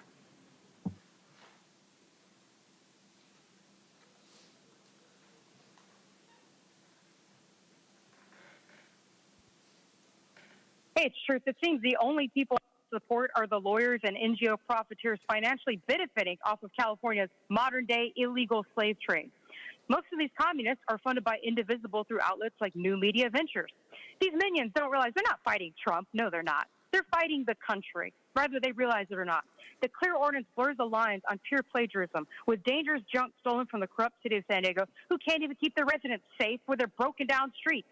In 2021, both San Diego and the county colluded to intentionally force out their own law enforcement by threatening to revoke their rights to their own medical choices and bodies. We have a pattern here. Instead of Knucklehead Nathan, we have Minion Manuela doing Terra, ACE, IBW, and SEIU's dirty work against ICE. Nutjob Manuela called ICE state-sanctioned violence because she doesn't want any illegals who may be drunk drivers, murderers, or rapists deported. That must be the birds of a feather theory in action. Put up unlawful political theater signs, and ICE will be sure to ignore them and follow federal law instead. Because is there any proof this tactic has worked? Nope. It's just a Leo killer narrative. Thank you. And Chair Lawson-Remer, that concludes public comment on this item. Okay, thank you all very much. Thank you so much for the significant public comment and public participation. This is the follow-up, a second reading. Sorry, this is the first reading. Apologies.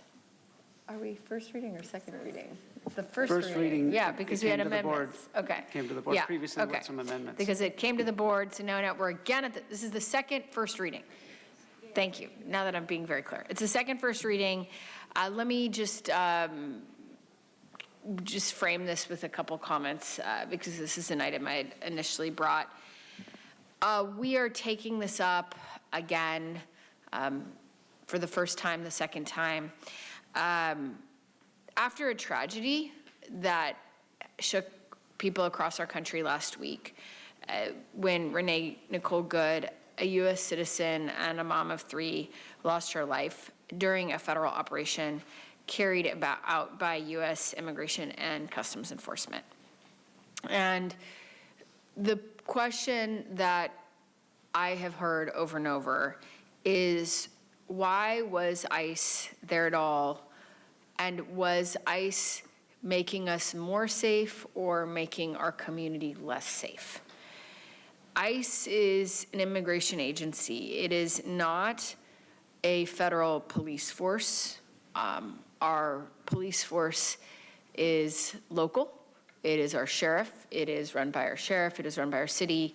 These are incredibly important powers exercised by local elected sheriffs and police chiefs that are hired and accountable to local voters and local citizens whose job it is to keep our community safe.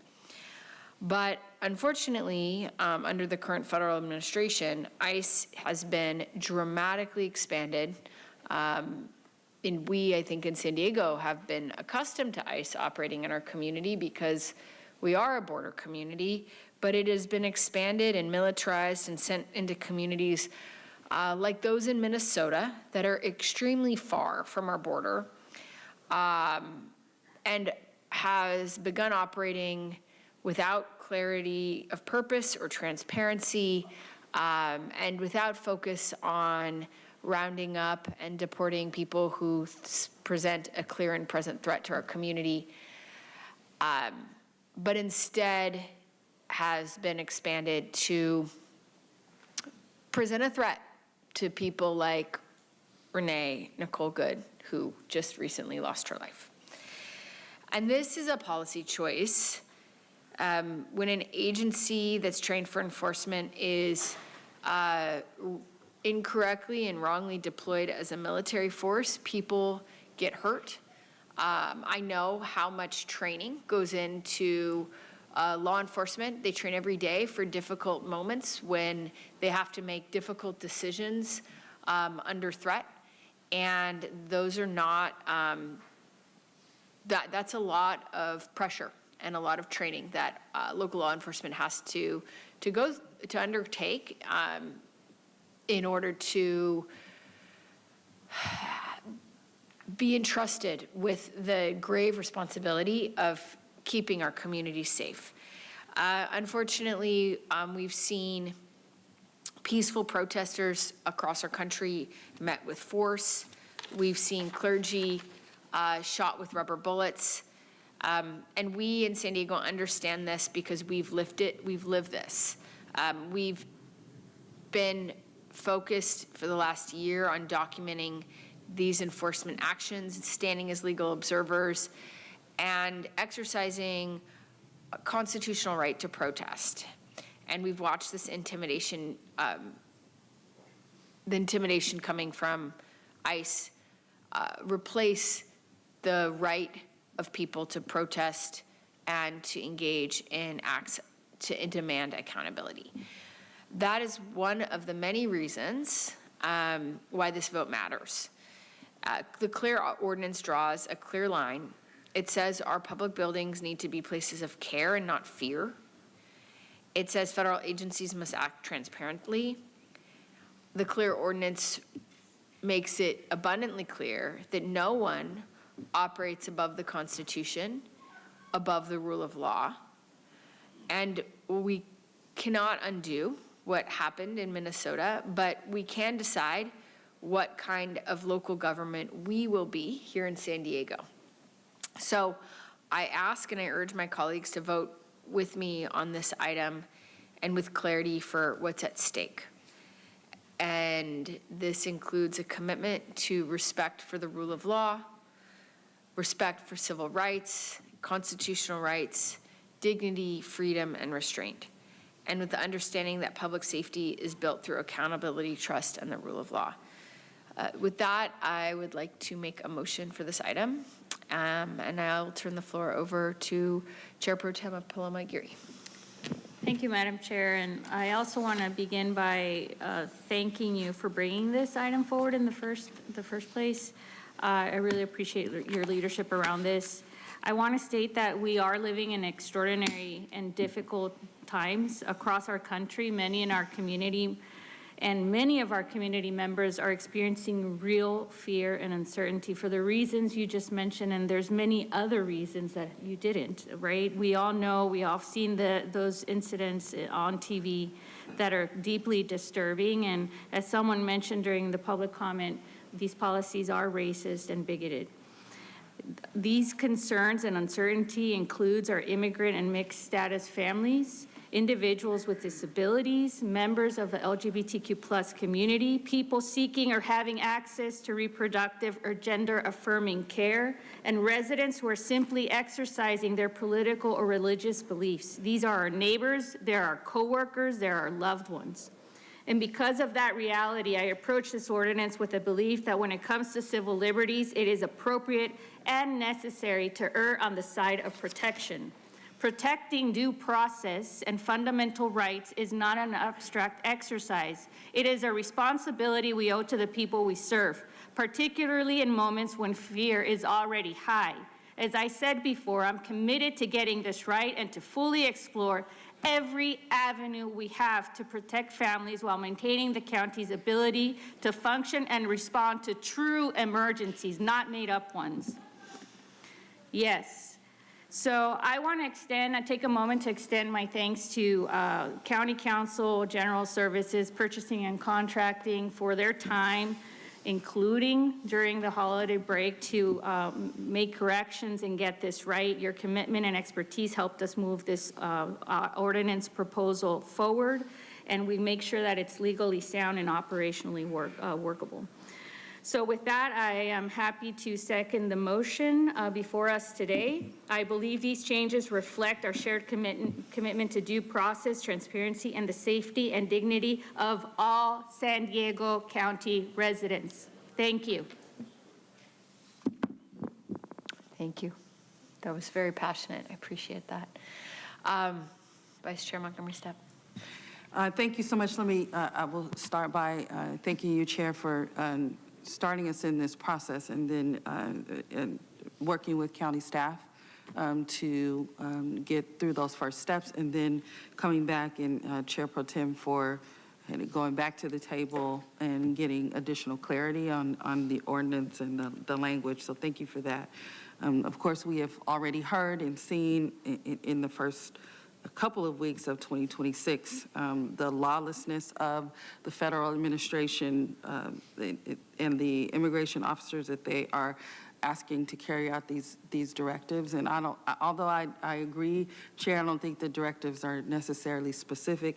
I think the purpose is very clear. I think cruelty is the point. I think intimidation is the point. And it is not, it is the fact that these are immigration enforcement officers is sort of a smoke screen for really chipping away at the Constitution, in particular the 14th Amendment. I think that we should certainly be clear about that, and then whatever we can do as county electeds, even with our limited power around this issue, it's important to do so to ensure that we take all steps that we can to make sure that our constituents are safe. So I'm very happy to support this, and also want to, I know there are a lot of questions around this person's death, but I do want to lift up also the name of Keith Porter Jr. in Los Angeles, who was shot by an off-duty ICE agent, it is not getting that much attention. Again, there are questions. The family has different account than the authorities, but they are asking for a full and thorough and transparent investigation as well. So this is happening at this point, certainly weekly, my hope that it doesn't get worse before it gets better, but that's what I am anticipating. Anyway, I fully support this and in other efforts that we take moving forward to protect community members. Thank you very much. We have a motion by myself, a second by Supervisor Chair Pro Tem Paloma Aguirre. Seeing no other comments, please go ahead and vote. Chair Lawson-Remer, that motion passes with Supervisor Anderson voting no. All other supervisors who are present voting aye. Okay, thank you very much. We're now going to move on to item number 9. Thank you all. I appreciate your support, but let's please not disrupt the proceedings and don't clap. But thank you so much for being here and for showing up. We now move on to discussion item 9, strengthening fire preparedness while protecting taxpayer dollars. I will begin with public comment. Thank you, Chair Lawson-Remer. We have 8 requests to speak on this item, 2 in person and 6 requesting to speak by phone. I'll also note for the record that we received 2 neutral e-comments. For any individuals that requested to speak on item 9 by phone, please dial into the conference line using the instructions that were provided to you. We'll begin with the in-person speakers. As your name is called, please come forward. You'll have 2 minutes to address the board. I'd like to invite John Clark and allegedly Audra.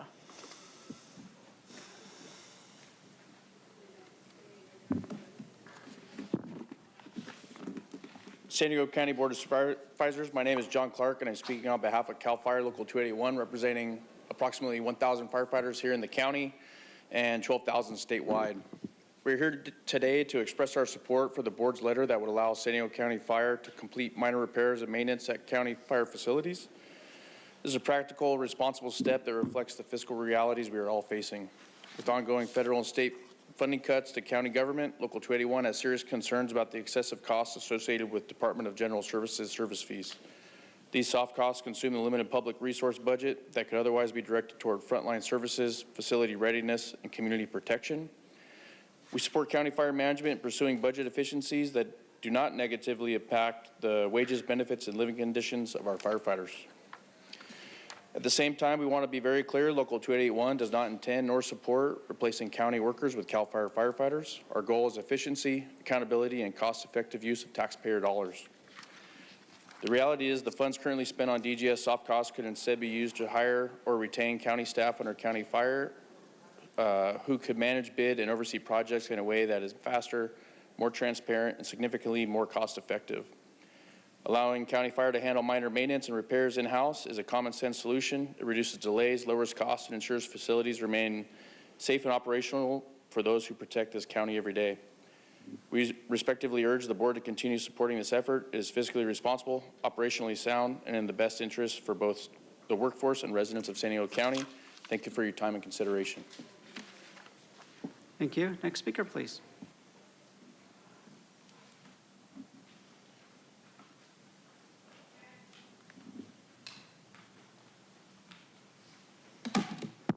Wondering how many children need to be raped or murdered by an illegal alien before you guys give a shit. Who knows? There's probably a quota that you have to meet. Obviously more than it is.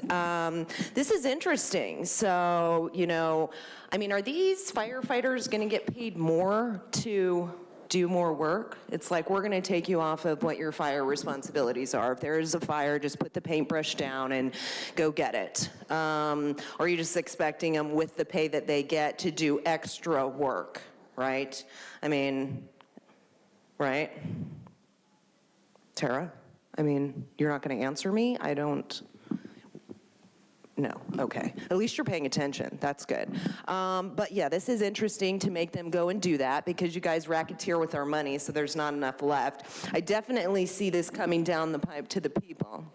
Right, and then you can just take their homes if they can't pay more money to make sure that you guys can continue to not provide stuff. That's what's so funny. I mean, what a job to be up there and like have millions and billions of dollars, right, Joel? Like putting $1 billion towards AI. Again, why are you guys here? Maybe AI can go ahead and do the maintenance. Who knows? Right? Is it capable of that? I don't know. We could get robots. China did it. We could see they're protecting their borders with robots. maybe we can do that. We don't protect our border. That's right. Because, you know, even the fire departments out in the areas where they were breaching the border on a regular basis and needing to take the fire and ambulances to, I forgot, oh my gosh, I don't even remember right now. Whatever. Anyway, there's a bridge there, and I just forgot the name of it. But they were taking the resources there, and we actually spent more money to get new trucks that could go off-road. That was cool, just to help the illegals. It's good. But if anybody had a fire in their community, it was like, you're SOL. We'll now hear from the individuals that requested to speak by phone. We'll start with our first caller.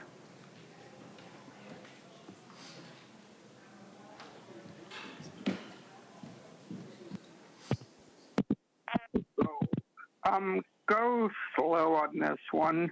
$1.9 million for 5 more workout sheds at $860,000 each. It sounds a bit expensive. County Fire seems to be doing a pretty good job by itself, and I'm not sure how this protects taxpayer dollars. I do not know whether adding CAL FIRE to the firefighting mix would simply add another layer of bureaucracy rather than result in real improvements. Look at the number of agencies working on the TJ River Valley mess. That the government piling on and slowing things down. Why? Because every agency wants to take credit for the fix and therefore guard their own supposed jurisdictions jealously. So the big question I have is whether CAL FIRE will later say, well, we put the sheds in, so hands off.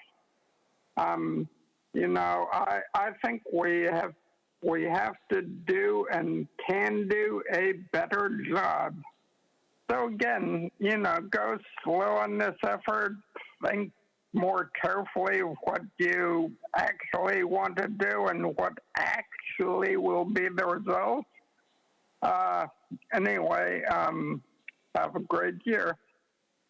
Thanks.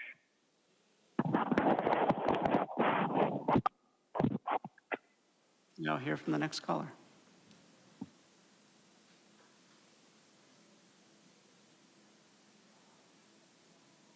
Okay, consultant here. So let's see, almost $2 million for 5 new workout sheds. Might look like an investment in safety, but as usual, this is really about protecting people.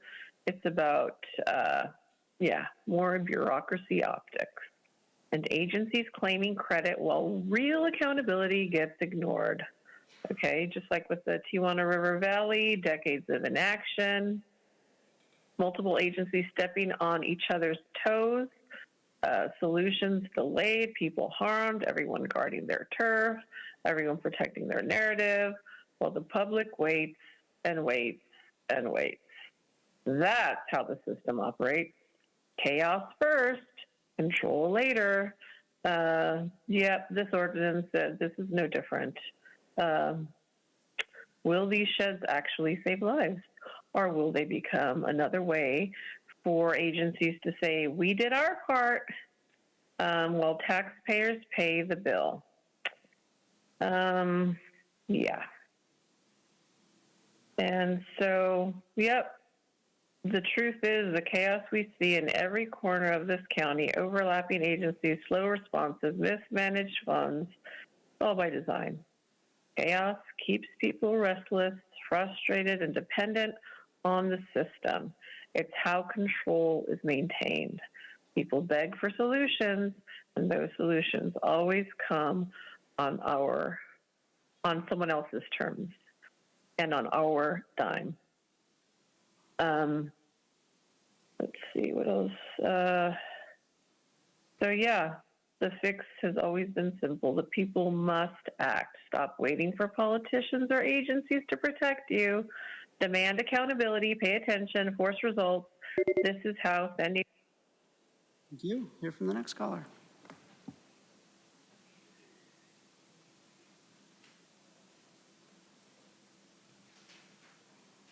Good afternoon. My name is Kathleen Rippett, and I'd like to address the fire preparedness. With all due respect, it is really important that you not approve projects that are going to put residents at risk, especially during wildfires. Harmony Grove is the perfect example. 453-unit housing development was unanimously approved by the county in an unincorporated rural residential community. The project had been before the commission in 2018. It was approved by the Board of Supervisors. Subsequent litigation by residents, that decision was rescinded in 2022 after a trial court sided with them. But a state appeals court found all but one aspect of the project complied with CEQA. The lone surviving homeowner warned new residents to budget $10,000 per year for fire insurance. More concerning is that there is only one route to leave depending on the direction of the fire, and that is the case in many of these unincorporated communities where you plan to put projects. In Ramona, those residents cannot afford fire insurance. And if they do are able to buy it, what the fire company says to them is, we will let your house burn first. We will not come out to save it.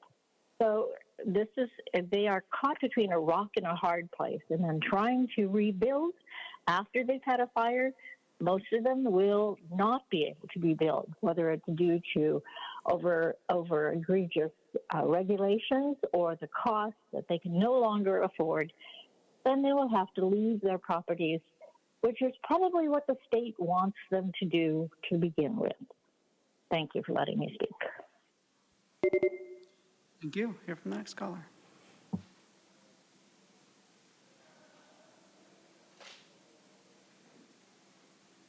Hey, it's Truth. Great testimony. Once Tara realized that realtors and workers were pushing back against her property transfer and payroll tax theft ideas, she had to come up with another brilliant scheme: cut fire response and force firefighters to become construction experts too. Rhetorical question: do the union campaign funding grifters support this destructive idea? The 48% rise in construction costs is primarily owed to new scums and the county's lockdowns and the state crazy's horrible bills that they refuse to own. Ask anyone if they like Scott Wiener and his anti-housing and anti-children bills, and the answer is a resounding heck no. The county failed to estimate higher construction costs. Own that. The county failed to properly invest in fire response, failing to timely inform us or timely buy sorely needed helicopters capable of fighting fires at night. Instead, they wasted over $12 million in providing transportation, snacks, and housing to illegal aliens with zero accountability from FBCS. Own that. And that un-American misplaced priority is exactly why the federal government found California unqualified for the same level of funding. Own that. Using the Orange Man bad excuse further solidifies the complete negligence by the majority of this board on the services citizens, excluding Manuela, actually pay taxes to receive. You guys could even spell the word county correctly on page 10 of this agenda item. How could you possibly oversee construction or costs you can't even spell? Own that too. And I bring attention again to the fact that the city of San Diego and the county colluded to intentionally force out both law enforcement and firefighters by threatening to revoke their rights. Quoting a September 2nd, 2021 Todd Gloria text message, quote, Nathan Fletcher told me they're having problems with the deputies and firefighters. Sounds like he'll end up with a vaccine mandate with test requirement for the unvaccinated. County will pay for testing, but he was thinking of giving time off for vaccines, but not for testing, end quote.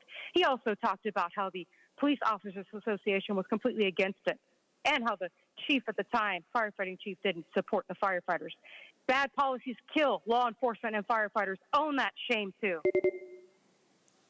Thank you. Hear from the next caller.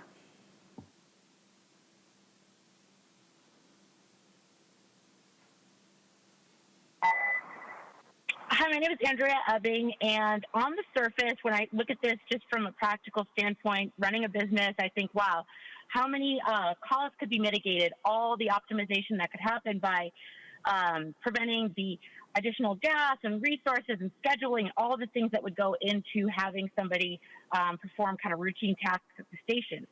However, that's a little too simple. I know that this is a very slippery administration. I can't think of a more corrupt place in the country, to be quite honest, to be under the leadership we're in. So I am a little like, this is questionable to me. It feels a little bit like maybe they're juggling funds, technical malversation, and taking funds that are appropriated for one area and allocating them to another to kind of move things around. I feel like this is like a low-hanging fruit to us to kind of cling to and go, oh yeah, what a great idea. But at the end of the day, why are we moving that money around? Did something happen in some backdoor deal with a developer? Is there somebody in fire that is now a developer, or they want to open their company? Is there a scheme to kind of like do a side like shell company that will be laundering money through? I know that there is a lot of investigations going on in San Diego, as you guys are all quite aware. You get my emails every single day. No one is going to be like not looked at. You know what I mean? So all these kind of like big money movements, like kind of simple seeming things, are probably looked at first. So I would just suggest that if there is a kind of malicious intent behind this, just expect to be exposed. Thank you. Thank you. And Chair Lawson-Rima, that concludes public comment on this item.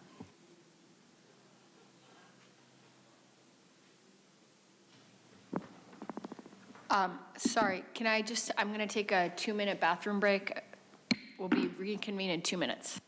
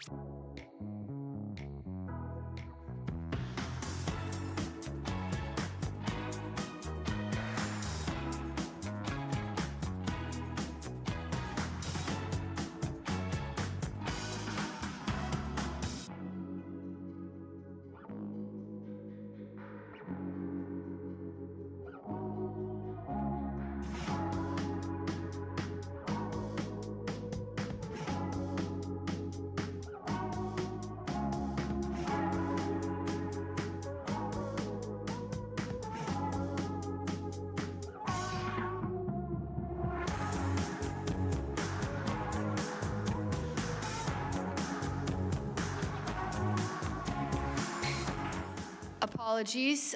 We'll reconvene. And can we have any additional public comment on this item? Okay, thank you very much. This is an item I brought, so I'm going to just make a couple introductory comments. I appreciate especially members of our incredible CAL FIRE being here today. Appreciate you all. I think as we all know, and we've been talked about many times over the last year, we're facing a challenging budget environment. Deep federal cuts are putting pressure across county services, and we have a responsibility to respond thoughtfully and responsibly. So today's item is a small but practical example of how we are doing exactly that by looking closely at how we operate and identifying savings wherever we can before making tough budget decisions. This proposal focuses on reducing avoidable fire station maintenance and construction costs at a time when construction prices have risen sharply and every taxpayer dollar must work harder. So this item proposes piloting a new approach to construction management by drawing on CAL FIRE's specialized expertise for a small capital project. CAL FIRE has built hundreds of fire facilities statewide, and this pilot will help us identify efficiencies and best practices that we can apply moving forward. It also addresses routine maintenance costs, particularly at remote fire stations, by allowing firefighters to handle clear, defined, simple upkeep on site. When even small repairs require long drives and scheduling delays, costs add up, and fixing minor issues early saves time, reduces frustration, and helps prevent more expensive repairs later on. This is a targeted step towards stretching taxpayer dollars even further while continuing to invest in the fire infrastructure our communities rely upon. I do have one small amendment based on feedback from County Fire. They've asked for flexibility to apply the streamlined pilot not only to the work sheds, but also to a new fire training tower. This additional flexibility will help ensure that we are piloting this approach across fire operations wherever it makes the most sense. Clerk and of the board, Andrew, if you could please pull up the language for the proposed amendment.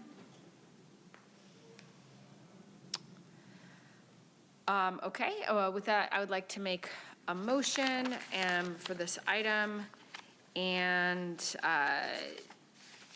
ask if my colleagues have any comments.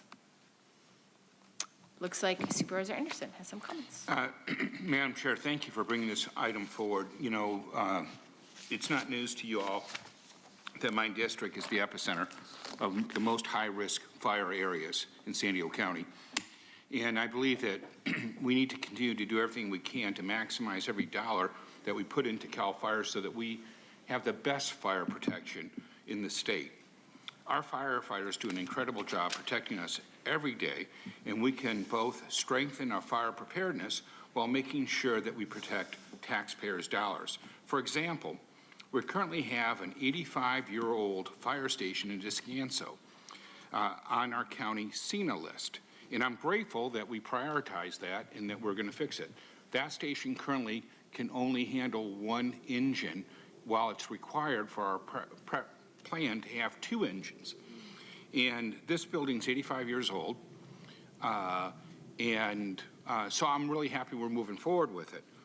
Some of the concerns I have, though, is this fire station not only protects my district, but it protects everyone in San Diego County. Fires don't know borders. I'm concerned because the estimate for rebuilding that is $26 million. And Madam Chair, would it be appropriate for me to ask some questions of Deputy Chief Silva? Sure. Deputy Chief Silva. They have some expertise. We just completed recently the Deer Springs Fire Station, and I was wondering, do you know offhand how much that costs to complete? I actually do not know the price on that. Well, let me help you. It was $13 million. Okay. I'm not asking questions I don't know the answer, but I would like third-party confirmation so people don't have to take my word. The concern I have is that this station's 10,000 square feet, and the Descanso is going to be $13 million more. And as we're looking at this, I looked at just some of the parameters of the new station, and sometimes we have the best ideas with the best intentions, but it doesn't always work out that way. anything new that we build has to include public art. While I think public art's important, it's a cost driver. And I'm thinking when we come to public safety items like fire stations, that perhaps we could start with how many engines and firefighters does it house? And as we get more money, we can go back and give those firefighters some public paintings and murals and all those things, but they're not necessary in preventing fires from taking our homes and our lives. And so, you know, as we move forward with this, I want to make sure that we're prioritizing what the firefighters do best, and that's to protect us from fires and emergencies. And I'd like to relook and prioritize in those fire stations how we can get to a dollar amount that allows us to serve the public as quickly as possible, and then add all the accoutrements that would make that place a nicer place to inhabit. But there's not a lot of people touring, unlike our libraries, touring their facilities to see public art. Although I think we should make it very livable and nice, but given the choice between a microwave and public art, I think most firefighters would like to eat a hot meal before they run to their next call. Having said that, on some of this stuff, you know, I don't want the firefighters to build this facility. I think that our staff has to build it, and we have to contract it out. However, when I visit the 85-year-old station and some of the other stations in my district, there are minor repairs. Sometimes the toilet can get stuck. Having us call and send somebody from downtown almost 100 miles round trip to Descanso, the delay and the rest when people have to go, I think that we want to maximize the flexibility to allow the firefighters to do what they would do if they were at home and the toilet was stuck.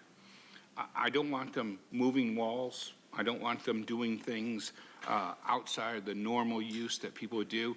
You know, if there's a divot in the wall that they want to fill with toothpaste and paint over, I don't see a big problem with that. So I have an amendment that is that I'd like to put up that would augment and support your amendment. And all we did is we went back and looked at state law, and counties have a different rule than state facilities. And so we align this amendment with what state law allows counties to do. And I want to thank Mr. Smith for being helpful in his guidance, making sure that we were on the straight and narrow on this. But I want to give the flexibility for simple repairs to the firefighters who are living in these conditions. Unlike other employees who come to work here, and if there's a toilet stuck, they can go to another toilet, or we can have staff here within an hour to fix it. In these rural locations, we're making it way more expensive because a firefighter is not allowed to do what the law legally allows them to do. And so on these simple things, I think that would be in our best interest not to drive up the cost in operation, but to allow them that, to navigate that and take care of it. So we're talking about undertaking upkeep, repairs, removal, and improvement activities like fixing a stuck toilet, but not doing electrical work. While they're very talented, and they probably know a lot more about electricity than I do, they're not electricians. Not doing actual plumbing work, because they're not plumbers, but doing just the simple maintenance that anyone would do in their own home.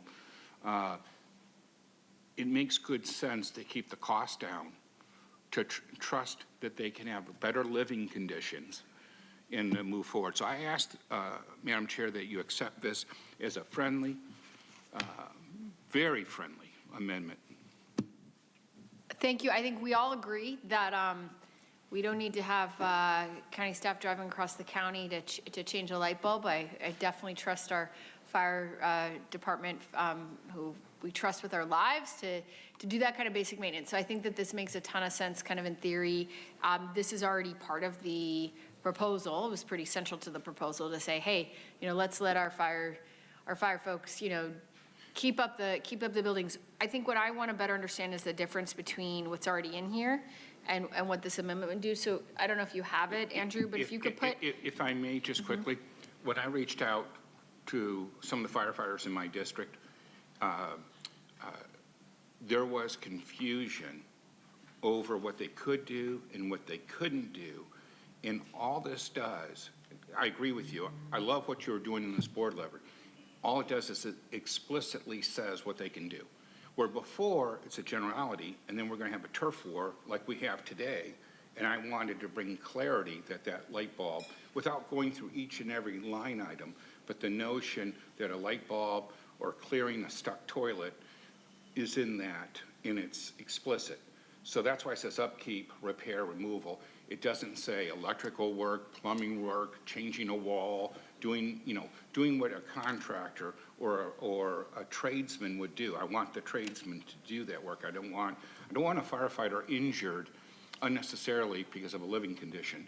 I never want them injured, but I expect some injuries come when you're working on a dangerous fire. So I don't want to put them at risk at any other time, but I just wanted to let you know that when thinking of your board letter, I loved it. The part that was missing is it didn't clarify what is explicitly allowed under law, and that is what they were asking for. So just so you know the background. Okay, that's helpful. And so is this meant, it's just, this is not redlined into the existing item. So I want to make sure we're really clear on what we're doing. So can you put up what's already in the board letter that would change existing law, which is item 4, which is direct the CAO to take the necessary actions to permit CAL FIRE staff to undertake specified non-technical basic upkeeps at county for fire facilities, because currently that's not allowed. And the core goal of this board item is to do exactly what Supervisor Anderson outlined, which is to ensure that our really incredibly talented and competent firefighters can, engage in basic upkeep. So that's already included in this item. I'm certainly open to amending the language to make it more clear, but I just do want to ensure that we know exactly what we're doing. So if perhaps you could cut and paste 4 there, Andrew, and put it next to the amendment that Supervisor Anderson is proposing, so that we're directly redlining and amending what's already in the board letter instead of kind of speaking in a vacuum. And then we can kind of look at it together. Thank you. Thank you for your on the dais, on the fly, cutting, pasting, comparing. When you think about 5 years ago, we make the amendments, and then poor Andrew was scrambling to type it. And today we show up with our amendments. We've come a long way. We've made a lot of progress.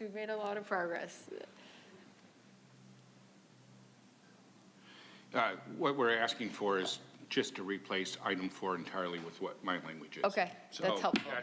That would be the crux of it. Okay, if you could just put those next to each other, yeah. And maybe the other one is item 4 also. Direct the bold.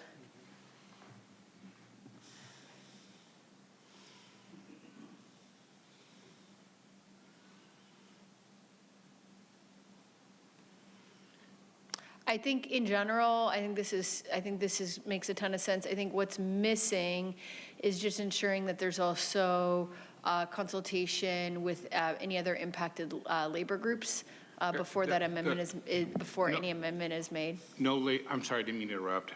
No labor group is going to say we want less power. As leaders, we need to be thinking about the fire safety of our community. Right now, what I'm going to come back with, and if we can't do it administratively, is do we really need to have artwork in our new facility? Can't we phase it in as more money? We're facing major cuts.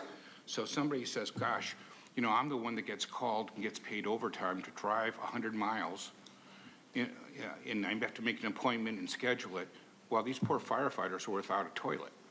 That doesn't make sense to me. So if we're talking about putting a new toilet in, that'd be one thing. We're talking about,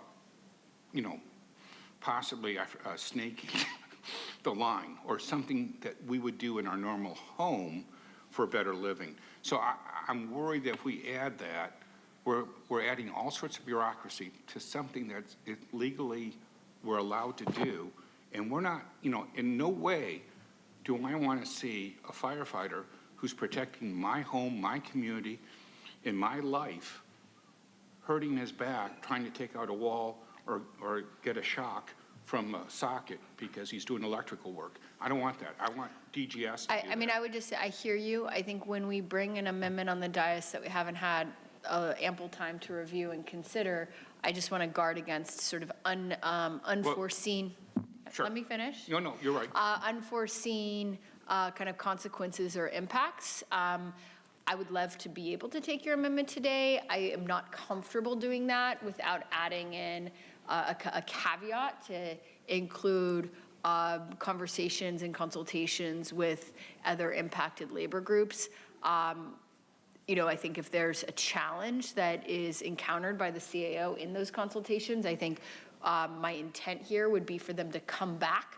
So if there is a problem, if there is an objection, I think we would end up with this back in front of us. Seems more efficient to do that than for me to reject the amendment. I'd rather them just move forward, try to make this happen, talk to the labor groups, and if there's an issue, circle back.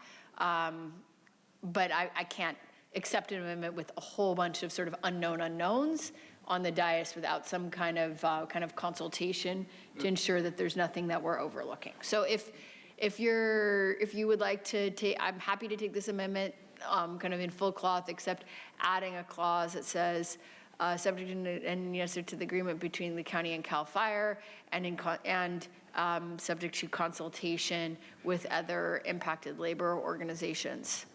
Can we make a good faith effort that the person that we speak to in those unions live in the unincorporated where their house, their life is at risk, so that they're not sitting downtown comfortably looking at the water, putting my constituents and my life at risk? Because if we don't have a functioning fire department, and something as simple as unclogging a toilet is problematic for this board to make a decision on, and that we need a third party to tell us. I'm fine with that, subject to consultation with other impacted labor groups, including, if possible, residents of the unincorporated communities. Okay. Because I think it's too easy for people living on the coast to forget about the fire danger and the risk that we're talking about until the fire makes it to their neighborhood. And, having suffered through major fires in my neighborhood, I know only too much firsthand. But can we all take a moment and read it? I want to make sure my colleagues have a moment to ask any questions. And if our CAO or our county council have any concerns about as this is worded. Okay, thank you, Ebony. I'll give county council a moment as well.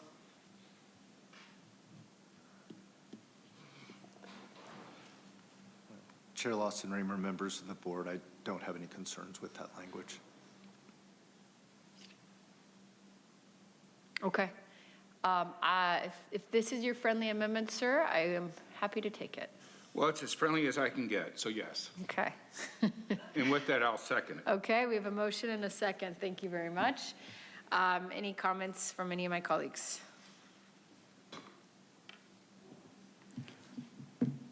Okay, seeing no comments. Wait, I have some general comments. Okay, sorry, you're not coming up on my little list No, here. I am. Sorry, ma'am. Go ahead, Chair Pro Tem. Just quick comment. We know that fire preparedness is now year-round. It's not seasonal. And when fire risks rises, our obligation to act proactively and responsibly rises with it. I think this item reflects a clear commitment to public safety, fiscal responsibility, and respect for the professionals who protect our communities every single day. It ensures that investments in fire infrastructure directly support faster response times, safer facilities, and better day-to-day conditions for the firefighters who live and work in these stations, while protecting taxpayer dollars and avoiding unnecessary delays and costs.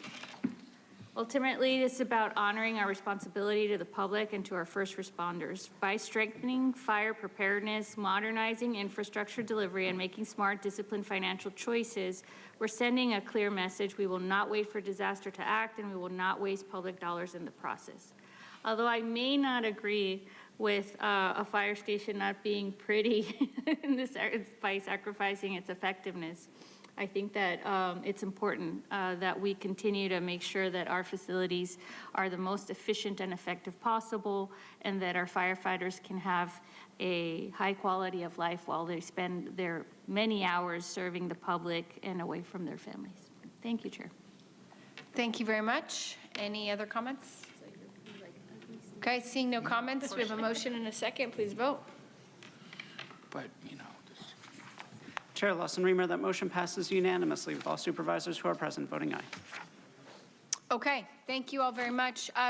So it's come to my attention that there was some procedural challenges with the previous item, item 8, and that there is a need to have a motion for reconsideration. So I'll turn the floor over to Chair Pro Tem Aguirre. Thank you, Chair. Yes, there was a procedural mishap that arose earlier regarding the amendment that was proposed to the clear ordinance. So my intent is not to relitigate the substance of the item, but rather just make sure that procedurally we are ensuring transparency and clarity. So I'd like to make a motion to reconsider the item. And before any further action, I'd like to turn it over to County Council. Thank you. Thank you, Chair. Chair Pro Tem, that's correct. And procedurally, under the board's rules, a motion for reconsideration can be made by an individual that was on the successful side of the motion when it passed, which is, in this case, what has happened. And I also understand that the clerk of the board has the amendments to the proposed ordinance that were inadvertently not included in the discussion. I'm prepared to put on the projector for folks to see. And Andrew, do you need a second for the motion to reconsider? Yes. Okay, happy to second that motion. Okay, so just to clarify, we have a motion to reconsider the item. Go ahead. The motion, yeah. We have, so just to clarify procedurally, we have a motion to reconsider item 8, which was the clear ordinance. We need to take a vote first to have the motion to reconsider. Whether that passes, then once it does pass, then we will actually reconsider the item. At which point I'll turn the chair back over to Chair Pro Tem Aguirre and County Council to discuss the amendment that is being proposed by District 1. So please take a vote on the motion to reconsider.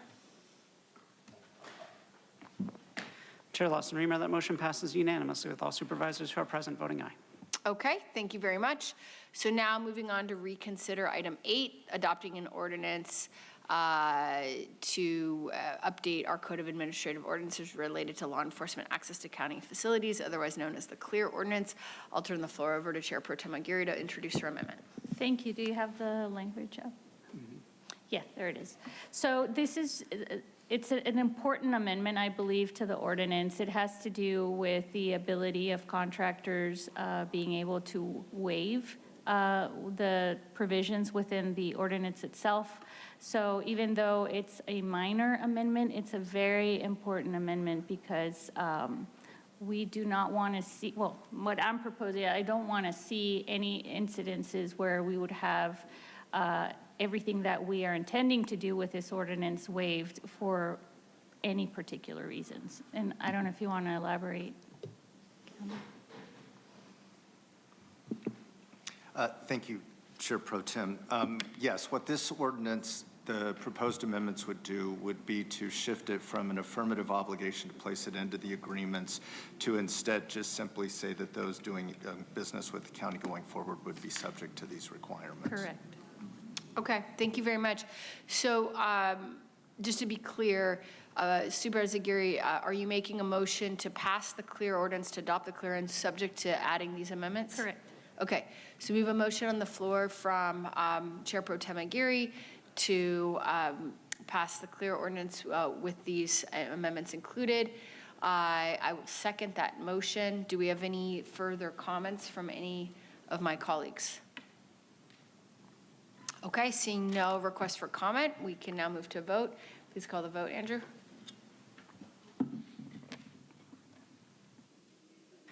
Chair Lawson Remer, that motion passes with Supervisor Anderson voting no, all of those supervisors who are present voting aye. Okay, thank you very much. We will now recess for 45 minutes for lunch. We'll return at 1:15 to continue our agenda. Thank you.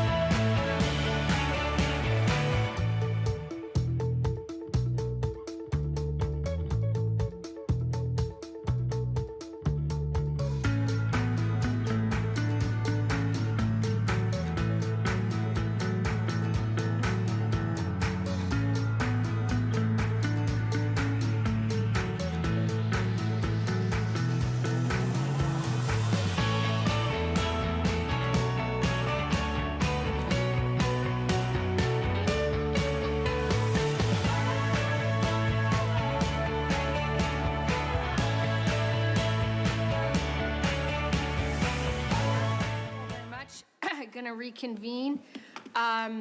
We are now moving on to item number 11, which is adopt an ordinance for a deferred retirement option program.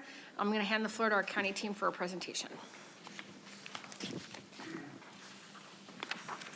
Okay, good afternoon, Chair Lawson, Reamer, and members of the board. Thank you for the opportunity to provide an overview of item 11, which is requesting the board's consideration and adoption of an ordinance establishing a deferred retirement option plan known as DROP for safety employees at the County of San Diego. Today's action brings before you for consideration what would be the first DROP for a California county that is subject to providing employee retirement benefits under the section of government code known as the County Employees Retirement Law of 1937, which we refer to as SERL. Before we begin, I'd like to acknowledge and thank the team at the San Diego County Employees Retirement Association, the staff, and the actuary, as well as our county staff and the county's actuarial consultant who have worked together in close partnership to prioritize and begin the work of how to implement and administer a cost-neutral DROP. Joining me in the well today are Walter De Laurel, County Council's representative on the DROP team, and Drew Ballard of Foster & Foster, the county's actuarial consultant. With that, let's begin. Today's presentation will briefly review DROP and the county's past actions to date. We'll highlight key DROP requirements and the specific parameters of the DROP program before the board today that were negotiated with employees. Our closing will summarize today's recommendation and next steps. DROP is a retirement benefit that generally allows eligible safety employees to continue working and earning wages while simultaneously starting to receive pension benefits, as if they had retired. These benefits are set aside in a notional deferred account and are ultimately paid out when the participant leaves county service. Upon joining DROP, a participant's pension benefit is determined and set based upon years of service, salary, and age, and calculated as if the participants were retiring on the effective date that they entered DROP. Pursuant to SERL, only safety employees can participate in DROP, and any DROP design must comply with stringent requirements, including cost neutrality for the retirement system. The next slide summarizes county progress towards establishing a DROP. In December of 2023, the board directed work with an actuary to explore options for a county DROP program that would be cost neutral as defined by law. A team of county staff completed this work in partnership with the county's actuary, Foster & Foster.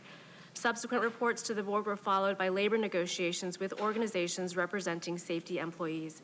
And in May of last year, the county signed letters of understanding to define a specific DROP. As legally required, the board then requested the Retirement Association, also SD-SARA, to cause the completion of an actuarial analysis of the negotiated DROP to confirm its cost neutrality. SD-SARA's actuary confirmed this back in December, which caused clarifying revisions to the LOUs. The draft ordinance presented to you today reflects the DROP parameters that were negotiated and were confirmed to be cost neutral by SD-SARA's actuary. Let's look at cost neutrality and DROP requirements. As mentioned, any county DROP must be cost neutral as defined by existing law. This law is specific to counties governed by the 37 Act, including the County of San Diego. This sets us apart from other public agencies that may have had a version of a DROP for their benefits. This means that there can be no increase in employer contributions to the retirement system, no increase in actuarial accrued liability of the retirement fund, no increase in present value of benefits, and no decrease in the present value of benefits of more than 3%. The board must adopt DROP parameters that factor into the program's cost neutrality, including length of participation, employee and employer contributions, cost of living adjustments, interest credits and interest rates, and method of distribution. Additionally, cost neutrality must be reevaluated regularly within 4 to 10 years. The proposed ordinance requires an analysis of cost neutrality every 4 years by SD-SARA, with results to be reported to the Board of Supervisors. Additional DROP requirements are highlighted on the next slide. The county must negotiate with employees to develop a DROP design.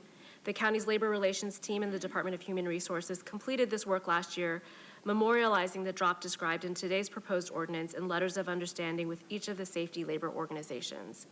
Before adoption by the board, SD Sarah must perform an actuarial analysis to confirm the negotiated drop is cost neutral, and this was completed in December.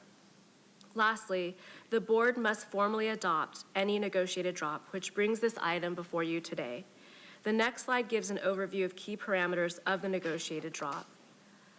Agreed upon provisions of the negotiated drop to ensure cost neutrality include safety employees are eligible for drop when they would have otherwise been eligible for service retirement, a maximum participation of 3 years, 0% interest is credited to the drop accounts regardless of the retirement fund's investment performance.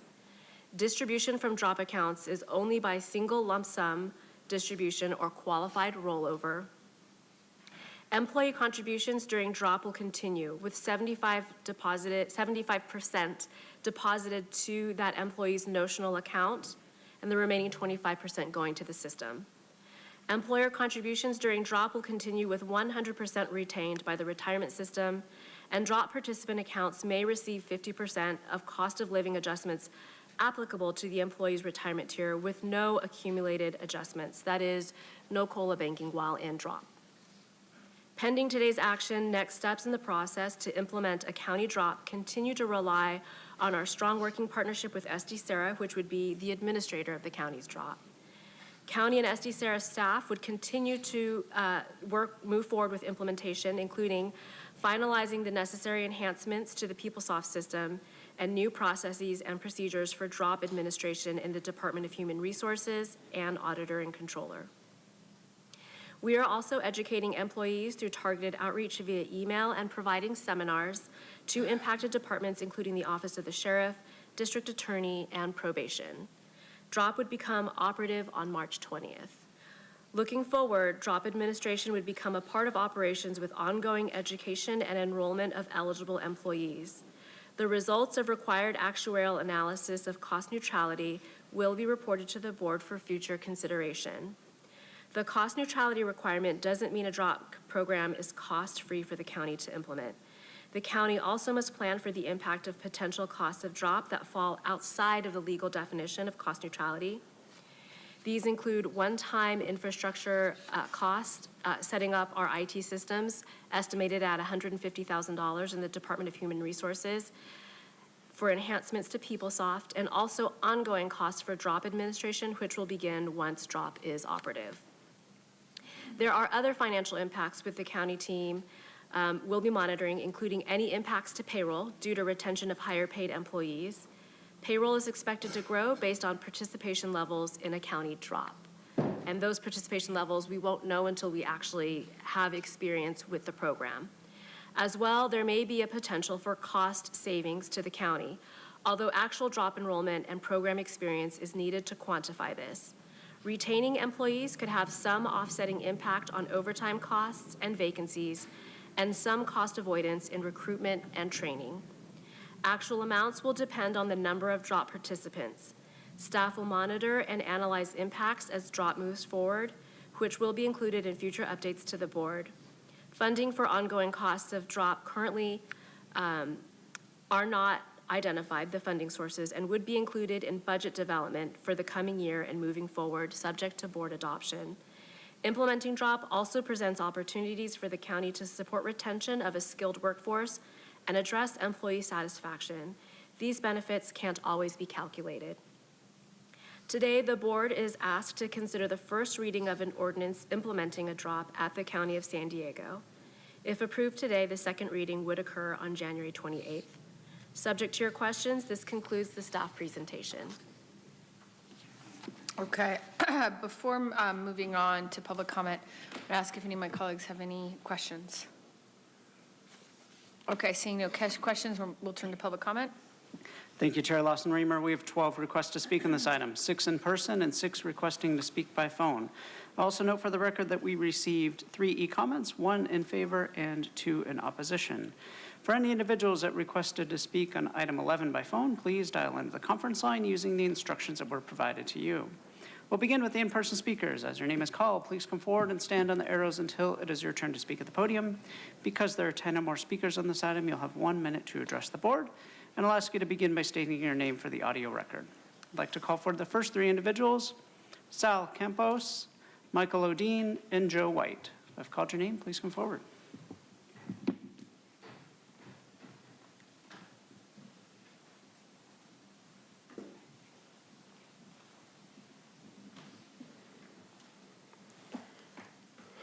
Hi, good morning, Chairperson Lawson Remer, Vice Chair Montgomery Stepp, and members of the Board of Supervisors.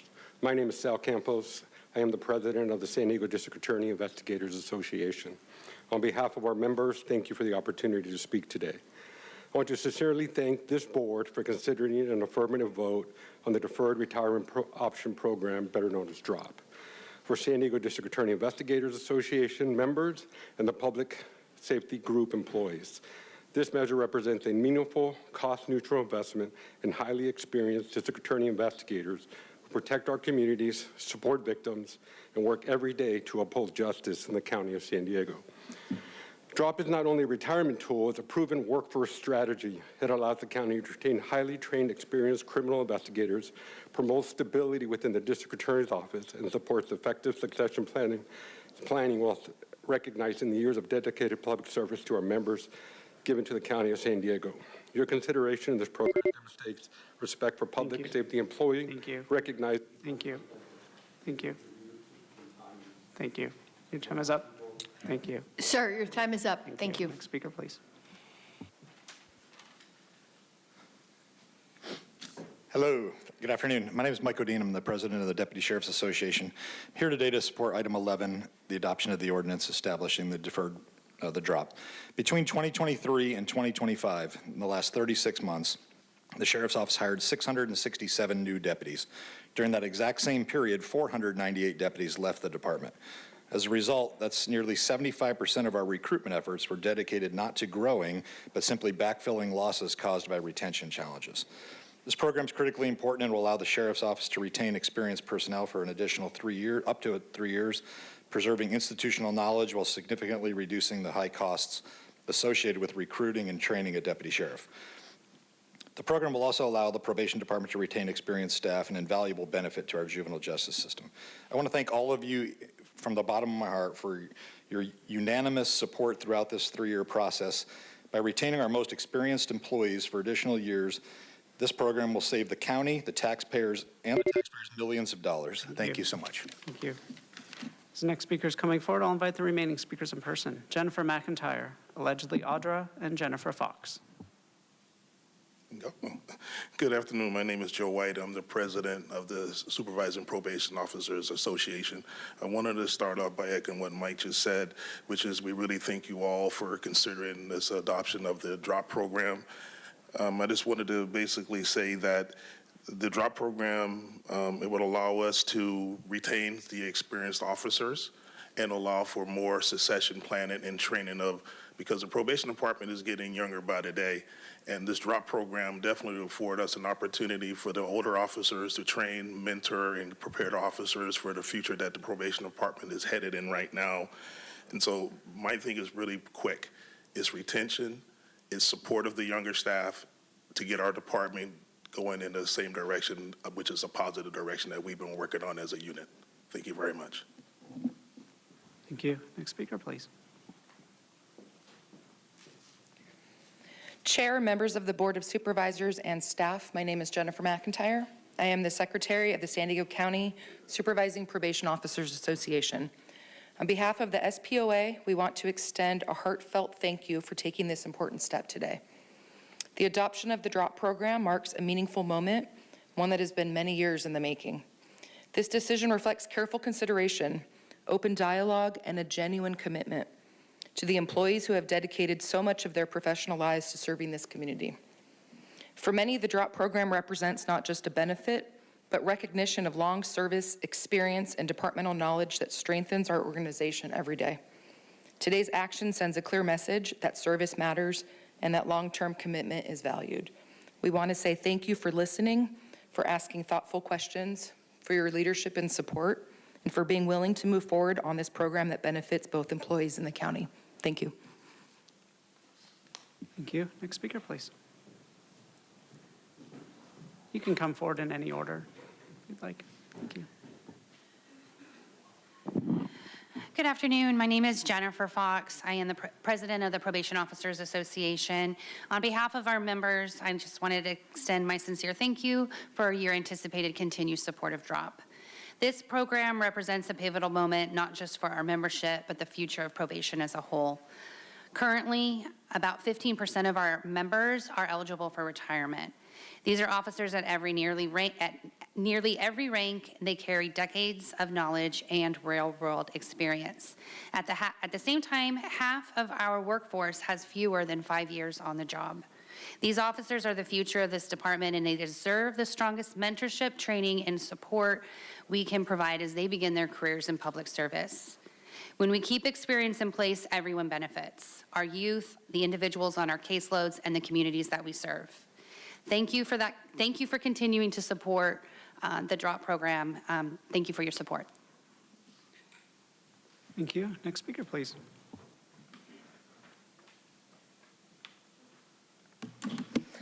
So interesting how you guys like to racket with money, and this is interesting because, is this going to be something where loopholes are going to be exploited, where people are going to be double dipping, people are going to be doing, workers' comp claims while getting maximum payouts without working?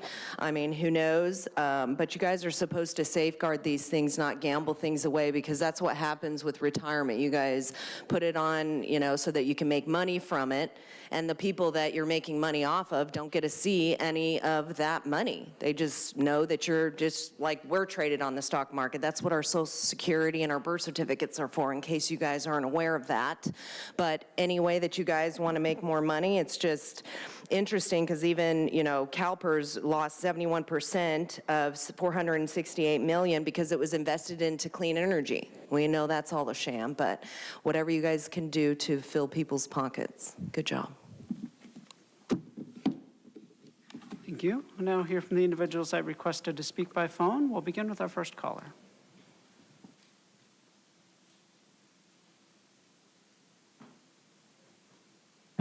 Follow the bill.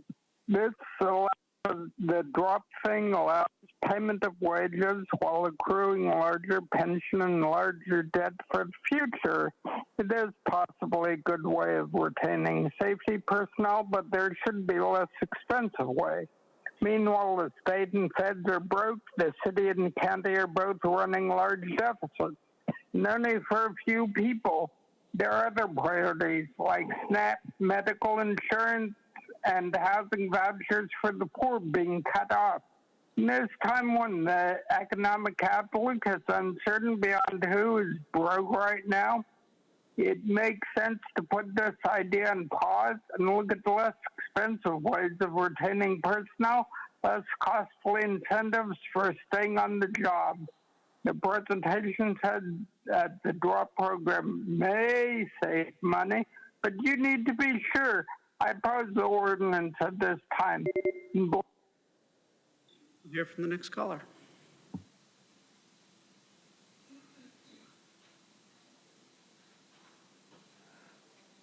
Andrea Ebbing, and maybe, just maybe, district attorney investigator. If you guys were doing the job of keeping San Diego safe, then maybe I would support this, but you're not. You're absolutely not. And if we want to retain employees, I think it's a pretty good benefit package when we have, let's see here. I don't know how many sheriffs and, individuals that are making like $500,000 a year. It's right on Transparent California. In San Diego County, only San Diego County, all the other ones don't have this notification, but it's a note on the top of the Transparent California website, which actually collects data from tax records of county and city employees. And it says, per an email from San Diego County on 6/27/24, their unaccrued actuarial liability or pension debt is allocated within their data and entry for defined benefit pension contributions. So I don't know how we're having a hard time keeping people when we have literally, let's see. Thank you. We'll hear from the next caller.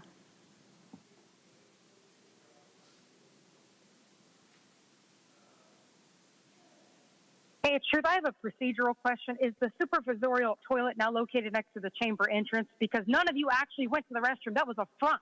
We saw Manuel and Tara texting and talking to county council. Liars. More questions. is the program called DROP because employees drop their income into a bucket that the county can borrow from and waste on junk none of us want. Another $16 million in extra payroll costs to keep the overpaid bigwigs at the top while barring low to mid entry level jobs. That must be county math and logic. Instead of cost neutral, the county should focus on spend neutral programs. That would result in pay raises that don't come from raiding the reserves and having SEIU put new taxes on the ballot. Also, it's ironic to increase payroll of county employees while wanting to steal the payroll from non-county employees via taxes. Firefighters can't even get working toilets, but there's even more tax dollars for county union minions. Shame again. And you guys unlawfully failed to take public comment on the reintroduction of an ordinance.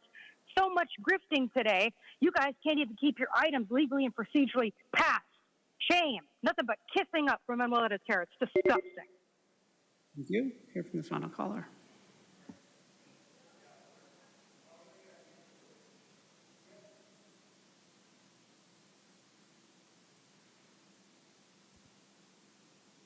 Amen to that. Anyways, okay, so I am a little confused because of some of the speeches. What item are we on? Are we on, have you guys addressed 11? Oh, no, we are, the human trafficking, have we covered that yet? Number 10? I'm just needing to know before I start with this. That was continued, and we are on item 11. Okay, so 10 has not been addressed. That was correct? It was addressed. That was continued. We are on item 11.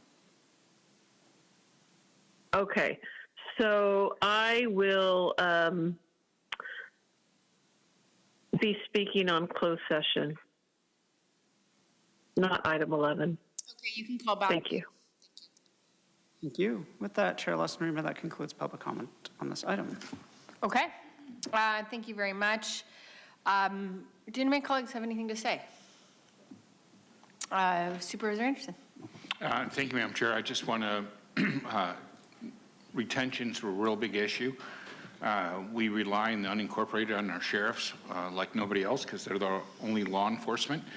And I want to thank them for working so hard over the last 2 years to find something that was revenue neutral that we all could get to. And I think this is going to be a great tool to keep some of our best deputies working for the people. Thank you. Thank you. Any other comments?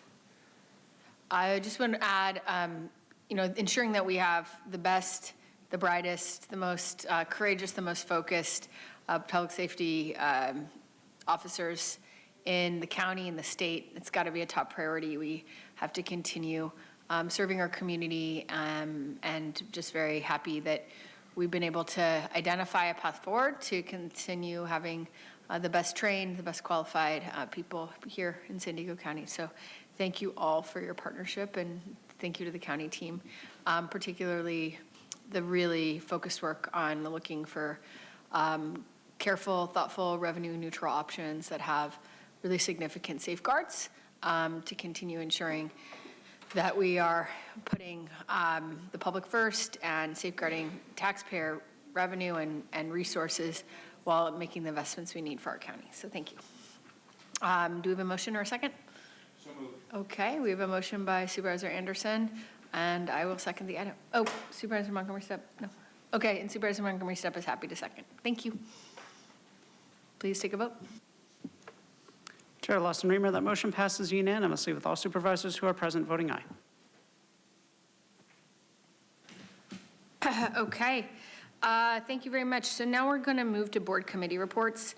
At every meeting, I ask if anyone has any report outs from any committees that you represent the county on. This could be any of the subcommittees that we all participate in as part of our work on the board, but also includes all the many committees that we serve on, from SANDAG to LAFCO to APCD to SDCP and everything else in between. So any reports from any committees of any kind that we should consider? Okay, so, Vice Chair Montgomery Stepp. Thank you so much, Chair. I just want to update our board on the Juvenile Justice Ad Hoc Subcommittee meeting. On January 5th, 2026, Chair Pro Tem Aguirre and I held our first official meeting of the Juvenile Justice Ad Hoc Subcommittee. We had great attendance from many of our stakeholders, not all, but many, including formerly detained youth, families, and community-based organizations who work with impacted youth. I want to also thank the Probation Department and CJJA for presenting and listening to our community members. We heard from probation with regard to the 2-year plan for phasing out the use of OC spray and updating its policies regarding room confinement and use of force. We also heard from CJJA with regard to their collaboration with the Probation Department on that plan. Still a lot of different perspectives in the room, which we do appreciate, and we'll come back to the board with recommendations. But it was a very fruitful conversation. So we'll continue to do this work and look forward to everyone being in the room as we move forward with the subcommittee meetings. That was not the only one that we will have. And so throughout the year, we'll be doing this work and then bringing those updates and recommendations back to this board. And I just wanted to update everyone. Also, just really quickly, don't want to be out of order, but I do want to say happy MLK Day to everyone. It's coming up on Monday.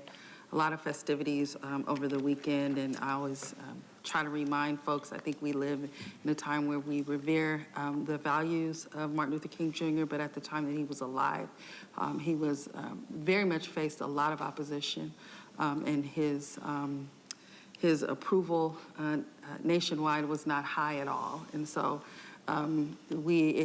he really fought to make things easier for us. As I remember him, I try to remember the things that he truly stood for and what he would be thinking about the time that we're in right now. And I do not think that he would be pleased.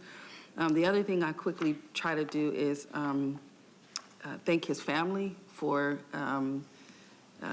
really allowing the nation to celebrate him in this way. And sometimes what we do as a nation is we do not tell the truth about his life. And what he really stood for, and the family really has to go through that. So I want to thank them in trying to keep his true legacy alive and all the sacrifices that he made for this nation, because he really believed that it could be a place where everyone could thrive. So I hope everyone participates in the festivities over the weekend and throughout the next week as well to honor and commemorate a great man. Thank you. Thank you. Any other updates? Okay, we'll now resume with non-agenda public comment. Thank you, Chair Lawson-Remer. We have 12 remaining requests to speak on matters not listed on the agenda, 1 individual in person, and 11 requesting to speak by phone. For those that requested to speak by phone, please dial into the conference line using the instructions that were provided to you. I'd like to invite forward an in-person speaker, Ricky Robertson. You'll have 2 minutes to address the board.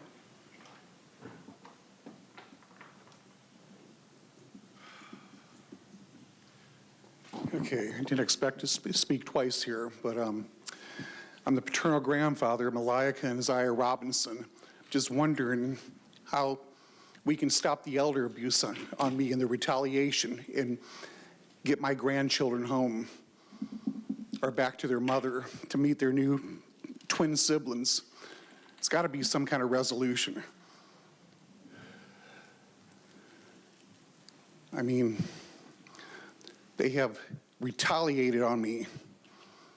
There's evidence of it, case fixing, perjury, let alone the child trauma on my granddaughters. How do we get these children home? They have family. They don't need to be adopted out to some Norma Oliveras that's plotted to steal them from the get-go. That can be proven too. So I would really like to, have a peaceful resolution with this matter here and get my children home. I mean, it really affected my life, it affected my mother. She just passed away in November. She could feel the impact of what we were fighting. We shouldn't have to be fighting for family here. should be some kind of money going for reunification, but it seems like San Diego, they just celebrate adoptions. I mean, it's sick. Then you have a guardian ad litem supervisor making statements in court in front of the mother. They're better off going with their new family, and then they were trafficking to the Dominican Republic, 2 American girls, a 2 and a 4-year-old. We just want to get them home. And now they are threatening to put me in jail. Oops, my time is up. Anyway. Thank you. Thank you. We'll now hear from the individuals that requested to speak by phone. We will start with our first caller.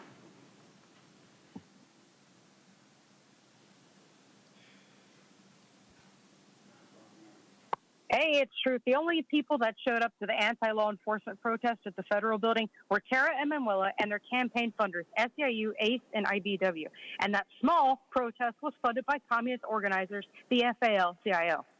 These same progressive puppets now aim to tax everyone to death via a $500,000 political consultant who will find a way to bend the laws to increase property taxes, transfer taxes, and even payroll taxes to make up for their own mismanagement of our tax dollars since 2020. Isn't it incredible that Minion Manuela, who fails to even pay her own property taxes, wants to hike up everyone else's property taxes by 6,000%? Two-Face Manuela not only told NBC's Joey Sacek that she would not support such a thing, but she also campaigned on lowering the cost of housing, yet now she's pushing for the complete opposite. KPBS even admitted that, quote, Democrats on the board move money around to pay for union bonuses, yet the county's financial situation remains dire, end quote. Other headlines say the county is still pursuing a consultant to conduct polling and research on raising taxes. And leading the sales tax push is SEIU, which is closely allied with Democratic supervisors and a major financial booster of their political campaigns. That means more quid pro quo out in the open. That matches the county's fraud, waste, and abuse. From a Voice of San Diego article, quote, Solutions for Change withdrew hundreds of thousands of dollars from reserve accounts to cover operating needs, even though withdrawals may only be made to fund housing projects with the approval of the county, end quote. The county allowed our tax dollars to be funneled to big NGO salaries to never reduce homelessness, only increase it by kicking out the renters at Oak Ranch. And a second example, from another Voice of San Diego article, quote, the county spent $5.2 million storing tons of PPE in a private warehouse. Now 43 shipping containers worth of material is probably going to a landfill, end quote. San Diego County waste, fraud, and abuse and mishaps is rampant under these progressive puppets. And yet all Minion Manuela has earned for her angry theater tricks for Tara today is pats on the head. Manuela is great at exposing her true egotistical, combative, violently tyrannical nature, and I am grateful for that.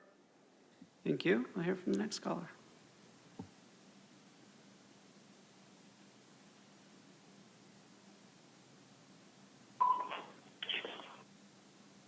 Good afternoon, Board of Supervisors. My name is Terry Ann Skelly. I work with children and youth, and I received a great deal of public health information regarding environmental issues that affect them.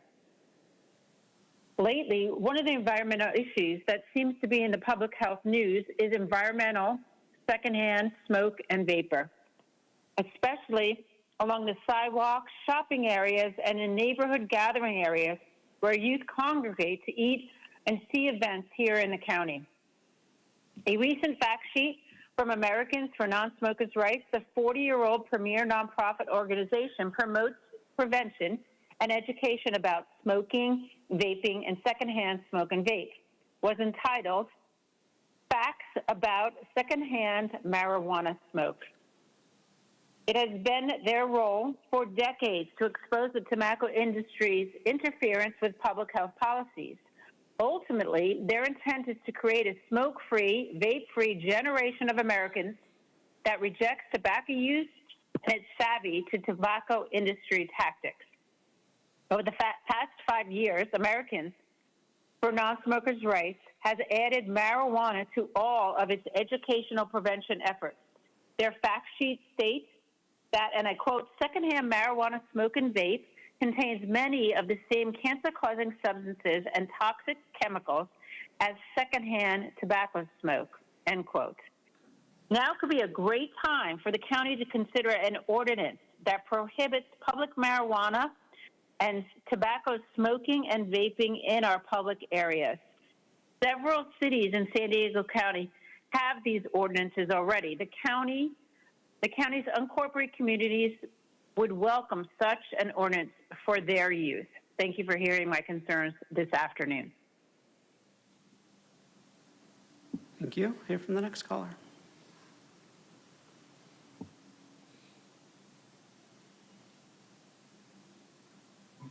This is Peggy Blocker. Thank you for honoring Youth Mentoring Month earlier. I'm here as a youth mentor, deeply disturbed by the negative impact of marijuana commercialization on young people. Studies show the harms of high-potency THC far outweigh uncertain tax benefits and downgrade community quality of life. Data shows your proposed unwanted county expansion of marijuana business will be a devastating public health decision for our young people. Marijuana ruins young lives, tears families apart, and the news just keeps getting worse. A new 2026 drug impact report from Smart Approaches to Marijuana, a national authority on marijuana, shows teen users have a 300% higher chance of scoring poor grades than non-users, even with just once-a-month use.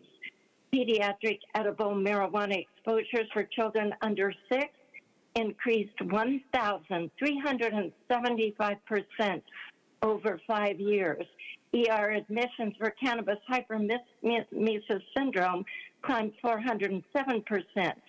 Daily use of high-potency cannabis is associated with a 4-fold increase in risk of psychosis, 25% higher risk of heart attack, and 42% higher risk of stroke, both at younger ages than ever, and sharply elevated risks for head and neck cancers.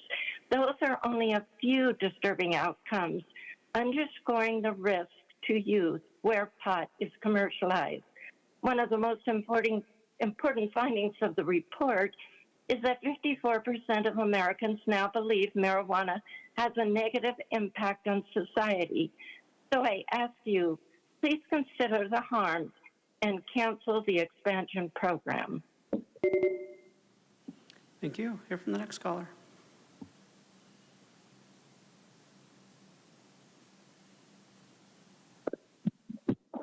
Hi, Paul Bold. Okay, homeless tiny cabins in Lemon Grove. You bought them for $12,000 each without the standard bathroom or cooking facilities. Not much dignity. Do we pay $11 million for a 60-bed shelter? Now $2 million for the lease. Then the county apparently ignored a Fed decision to enforce its regs to lease the land at market rate and not $1 since at least August 2025. Behind the scenes, it decided to tap $2 million in unused money from its Office of Homelessness Solutions budget to buy the site. So how many ex-SNAP recipients are deprived? How many voucher users get their funds cut? And the board letter says if the property ceases to be used exclusively for public purposes during the 15-year period, Caltrans may back ownership of the property. Any change of use of property will be subject to CEQA review. So if the homeless shelter is not needed for 15 years, we may end up giving away the $2 million or paying even more for a CEQA review. You'd think they would check the regs before voting on the deal in the first place. Now, Arabella McCormick, Andrea Ebbing, Evelyn Robinson, the 150 or more Polinsky Center abuse cases, along with the other abuse cases, people and animals, make me wonder if the board takes care of its own but ignores all the harm to others its policies cause. Thank you. Hear from the next caller.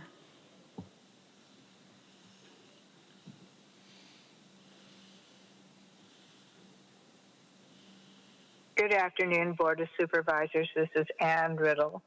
When I retired from social work, I started working in mentoring programs. Thank you for recognizing and honoring them. And one of my roles is providing public health information.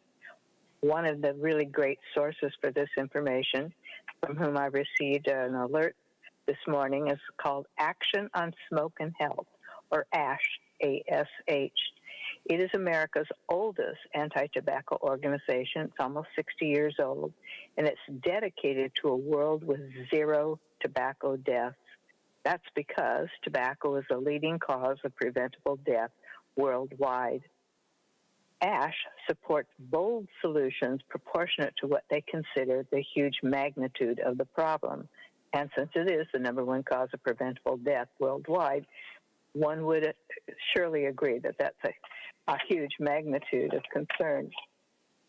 They go on to say in their health alert this morning that they have involved and led the way to a change from a control paradigm regarding the use of tobacco products to a mission to reach zero deaths from tobacco. I think it is interesting that this county would never consider advocating for more tobacco shops, nor would they want to cultivate it.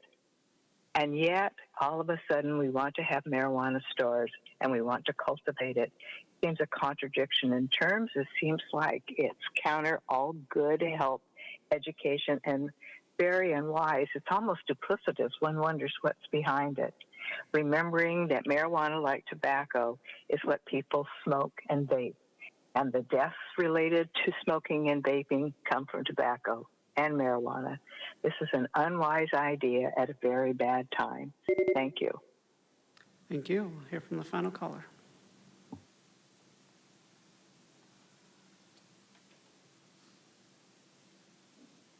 Andrea Ebbing, and I want to just everyone to kind of follow along. Again, I'm not sharing this to get it off my chest. I'm sharing it with the expectation of action, feds, media, local, county. Okay, we have our very own Somali daycare fraud situation going on. It has been for a long time, and there's no denying it. Now, thankfully, the world is crumbling around the Threeco enterprise. People are jumping ships. People are being replaced, and they can't hide from what's going on. We need to look into a family justice center, which is actually not Family Justice Center. A Family Justice Center was started by Casey Gwinn, our former city attorney. However, when Mara Elliott took over, who was super corrupt and retired at $812,000 a year, which is like 5 times the amount of pay she should have been getting, she had the Union Tribune asking her, her office program was listed as delinquent by regulators. This is from the Union Tribune to Mara Elliott. Can you tell me why the city attorney is directing charitable contributions to an entity that is not legally permitted to conduct business in the state of California? Well, guess what? Rico mob boss Summer Stephan now oversees this program. They're not helping victims. I can tell you that for sure, because I'm a victim of attempted murder and child abduction. And despite bringing it to them with videos of my head split open, they turned me away and had a filthy, disgusting San Diego Police Department detective come out and threaten to arrest me if I ever came back. There was nobody there being helped. That's a shell company. And now Dwayne Woodley jumped ship. What happened? Our assistant district attorney jumped ship? He retired? Making that much money? Well, now Summer Stephan is race baiting and gender baiting by telling everybody that he was the first black ADA and now the first female second in command, but it's been hired. Rachel Solov, the new ADA, she's just setting herself up because she knows she needs to resign soon. And Rachel Solov. Thank you. And Chair Lawson-Rima, that concludes a request for non-agenda public communication for this session. Okay, we now turn to public comment for closed session matters. Thank you, Chair Lawson-Remer. We have 5 requests to speak on matters on the closed session agenda. The closed session agenda includes 6 matters. Individuals that have requested to speak in closed session must provide comments related to the matters listed in the closed session item. Otherwise, your comments will be considered off topic. Again, that's item 13. We have 5 speakers, 1 in person, 4 requesting to speak by phone. For those that requested to speak by phone, please dial into the conference line using the instructions that were provided to you. I'd like to invite forward allegedly Audra. You'll have 2 minutes to address the board.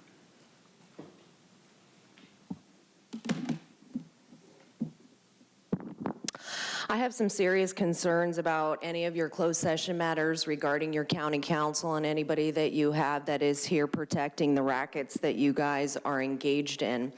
There can be no transparency or accountability or sound mind decision-making when county council and you guys are engaged in obstruction of justice, conspiracy, domestic terrorism, child trafficking, racketeering, collusion, fraud, which fraud vitiates. So anything you put fraud in means the entire thing is fraud, and you know that, David.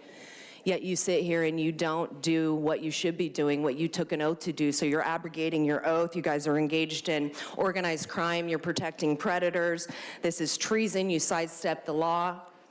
And it's interesting because, you know, the things that take place and the things that your county council is engaged in, along with HHS, is very, very sad, because it's like county council told the communications director to hide the video or move the camera when I was showing Malika and Zaya Robinson and showing the trauma that they have endured. And it's interesting that you guys can sit up here on your dais and not pay attention to anybody, all while children are actually being abused in the systems that you claim are protecting children. And if you've ever actually been in the presence of those children and experienced the trauma, and then think about your own children and what it would be like if that was them. I never thought I would live in a world where it would be so inverted, and it made no sense to me why things like this could take place until I understand that this is Satan's playground, and all of you are doing his bidding. And you will have to answer to our Creator and say why you allowed that to happen when you had every power to stop it, yet you don't. We'll now hear from those that requested to speak by phone. We'll start with our first caller.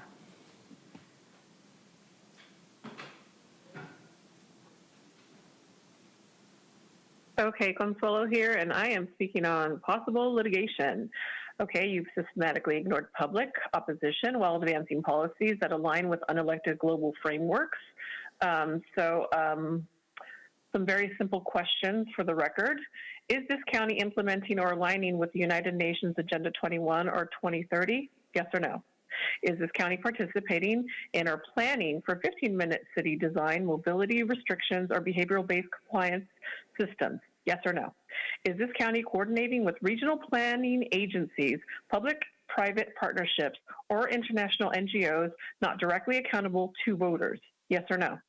Has this board adopted, referenced, or relied on World Economic Forum frameworks related to sustainability, resilience, digital systems, or economic restructuring? Yes or no? Have policies been enacted that limit ownership, movement, or access under the justification of climate health or emergency authority? Yes or no? If the answer to any of these questions is yes, when were the people informed? Where was the vote? Where is the opt-out? You ignored the people of Lemon Grove, Spring Valley, North County, South County, for things that pertain to our health and our community, and yet have done nothing about those things. And for anyone watching how power operates here, Chair Tara Lawson-Remer, her recent target of the district attorney is predictable. Alliance shift, distancing begins, people reposition for survival. This is not courage or accountability. Again, it is strategy. Chair Lawson-Remer is a product of the system, fluent in how it works and highly strategic in how she moves within it. Sudden principle breaks inside entrenched power structures are rarely about principle. They are about preservation. I see right through you, chick. We'll now hear from the next caller.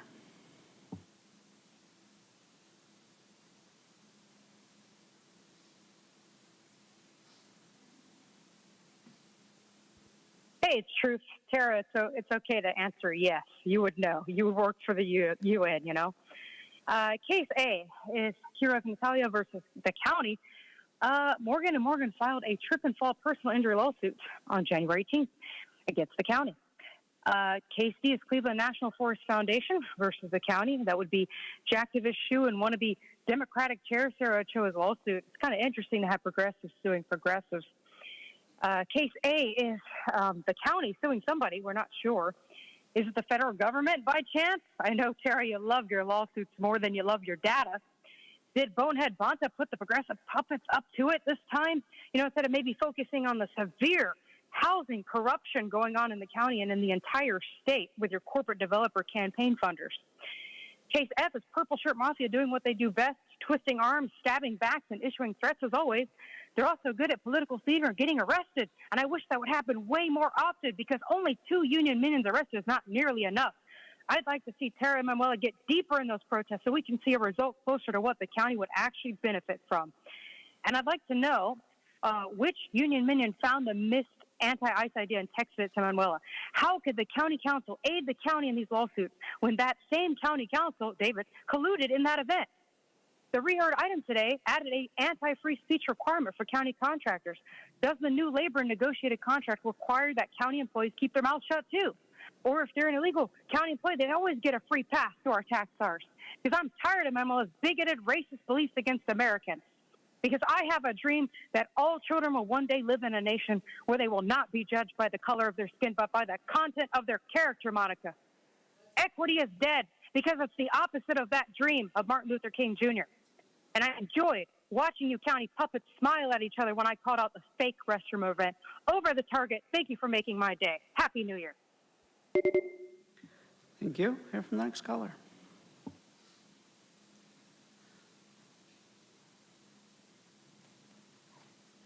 Well, bold. Hope the new county council agrees it's important to settle cases where the county is guilty before taxpayer costs and interest add up. Cleveland National Forest Foundation versus counties where the county used old data to set GHG limits. Sounds like it relied on Sendag's old data. Need to settle. Mays versus county. A county employee apparently put a sign up obscured by shrubbery. The county found him not liable for this because the county's liability is under a different law. Doesn't sound very ethical to me, but that's government. But you need to settle.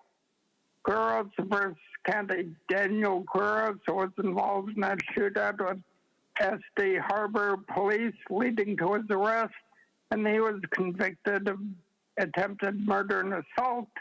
Quiroz appealed, arguing that the trial court failed to properly instruct the jury on unanimous agreement for either and abettor liability, but the conviction was affirmed on appeal. Not sure how the county is involved. Arabella McCormick, Andrew Ebbing, Evelyn Robinson, the 150 or more Polinsky Center abuse cases, along with other abuse cases, people and animals. A huge and growing list that puts us all at risk, legal and financial. There should be a personal audit, including dismissal of persons responsible for crimes against people of this county for CWS, CPS, HHS, the Sheriff's Department, CLRB, and other agencies which deal with the public. And I hope you'll settle the 150-odd cases. Thank you. Hear from the final caller.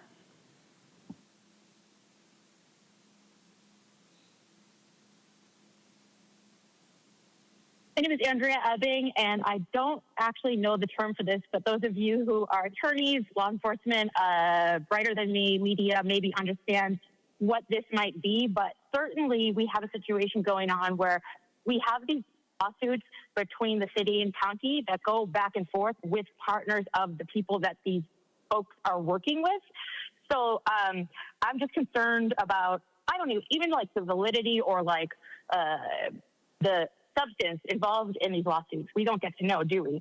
An example could be Mara Elliott, the city attorney's office, suing the owner of Apex Recovery while taking kickbacks from him at the same time as the county awarded him $5 million. So did we pay $5 million for a lawsuit against him while taking blood money and then also awarding him $5 million to install him into a kickback program for rehab and homeless? I think so. Also, I just want to say something about Alec Byer. Alec Byer, I think he was former county council, right? And he's on the Commission for Police Practices. But now he is suspended because he's actually doing the job of the Commission for Police Practices. Nobody wants to see anybody held accountable. They want to delay, keep it understaffed. He made a comment just before he's suspended. I can give you supporting documentation of repeated instances of which your department's personnel obstructing justice and hindering and delaying our activities in the pursuit of policy is one example. Then he's out.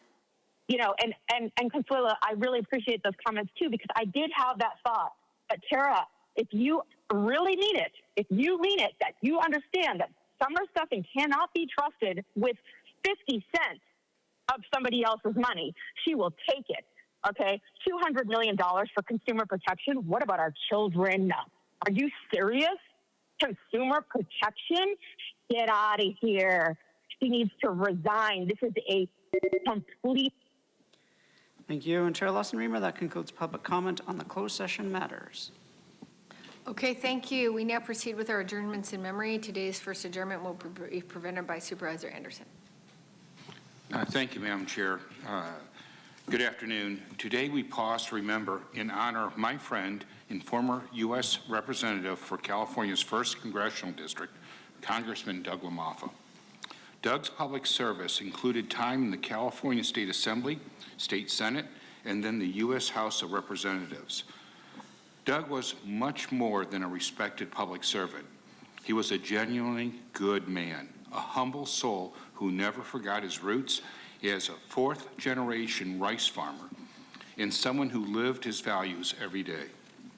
He cared deeply about the people and the places he served, and he worked tirelessly to make life better for families, farmers, and communities across California and beyond. But what I'll remember most about Doug was the person he was, not just the congressman. He was loyal, warm, and sincere, someone you could always count on for a kind word, a listening ear, or a great laugh. Doug valued friendship and family, and he carried that love into everything he did. Doug was a devoted husband to his wife, Jill, and a proud father to their 4 children. His family was his greatest joy, and he often spoke about them with deep affection and pride. I feel fortunate to have known Doug, not just in his public life, but as a friend whose presence made our state stronger. His passing leaves a hole in many hearts here in California and across the nation. To Jill and his children, and to all those that loved him, please know that our thoughts and prayers are with you. May you find strength and comfort in the memories you shared and the legacy of his service, kindness, and integrity Doug leaves behind. I'd like to thank our chair and my board colleagues and the county staff for honoring Doug and his distinguished public service by lowering our flags to half-mast today at the County Administration Center. Thank you for that. With great respect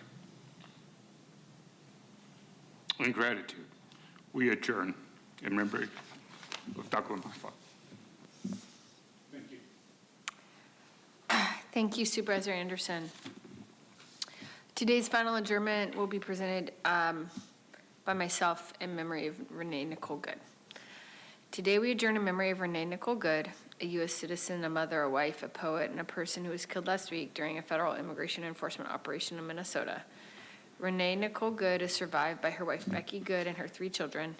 She was known to her family and community for her kindness, compassion, and care for others. Those who loved her describe her as a woman whose generosity and warmth were felt wherever she went, someone who welcomed people in, who lived with empathy, and who believed deeply in treating others with dignity. She was a devoted mother, raising her children with values of love, compassion, and responsibility toward one another. She was also a writer and a creative spirit who sought meaning and understanding in the world and expressed it through words. Her death has shaken communities across the country. It has left a family grieving, children without their mother, and many people struggling to reconcile how such a loss could occur. In moments like this, we are reminded that every human life carries infinite worth and that respect for human dignity must always guide all of us entrusted with authority. As we adjourn today, we do so not only in sorrow but in resolve to honor Renee Nicole Good by choosing compassion and care. May her memory be a blessing, and may we carry forward the values she lived every day. With that, the board will proceed to closed session. I think our county team needed about 15 minutes to get organized, so we're at 2:25 right now, so 15 minutes, that would be 2:40. We'll go to closed session, and we will reconvene Wednesday, January 14th at 9 a.m. The board will now recess into closed session to consider those matters listed under item 13 on today's session agenda. If there are any reportable actions, they will be reported out during the land use session of this meeting tomorrow, Wednesday, January 14th, 2026 at 9 a.m.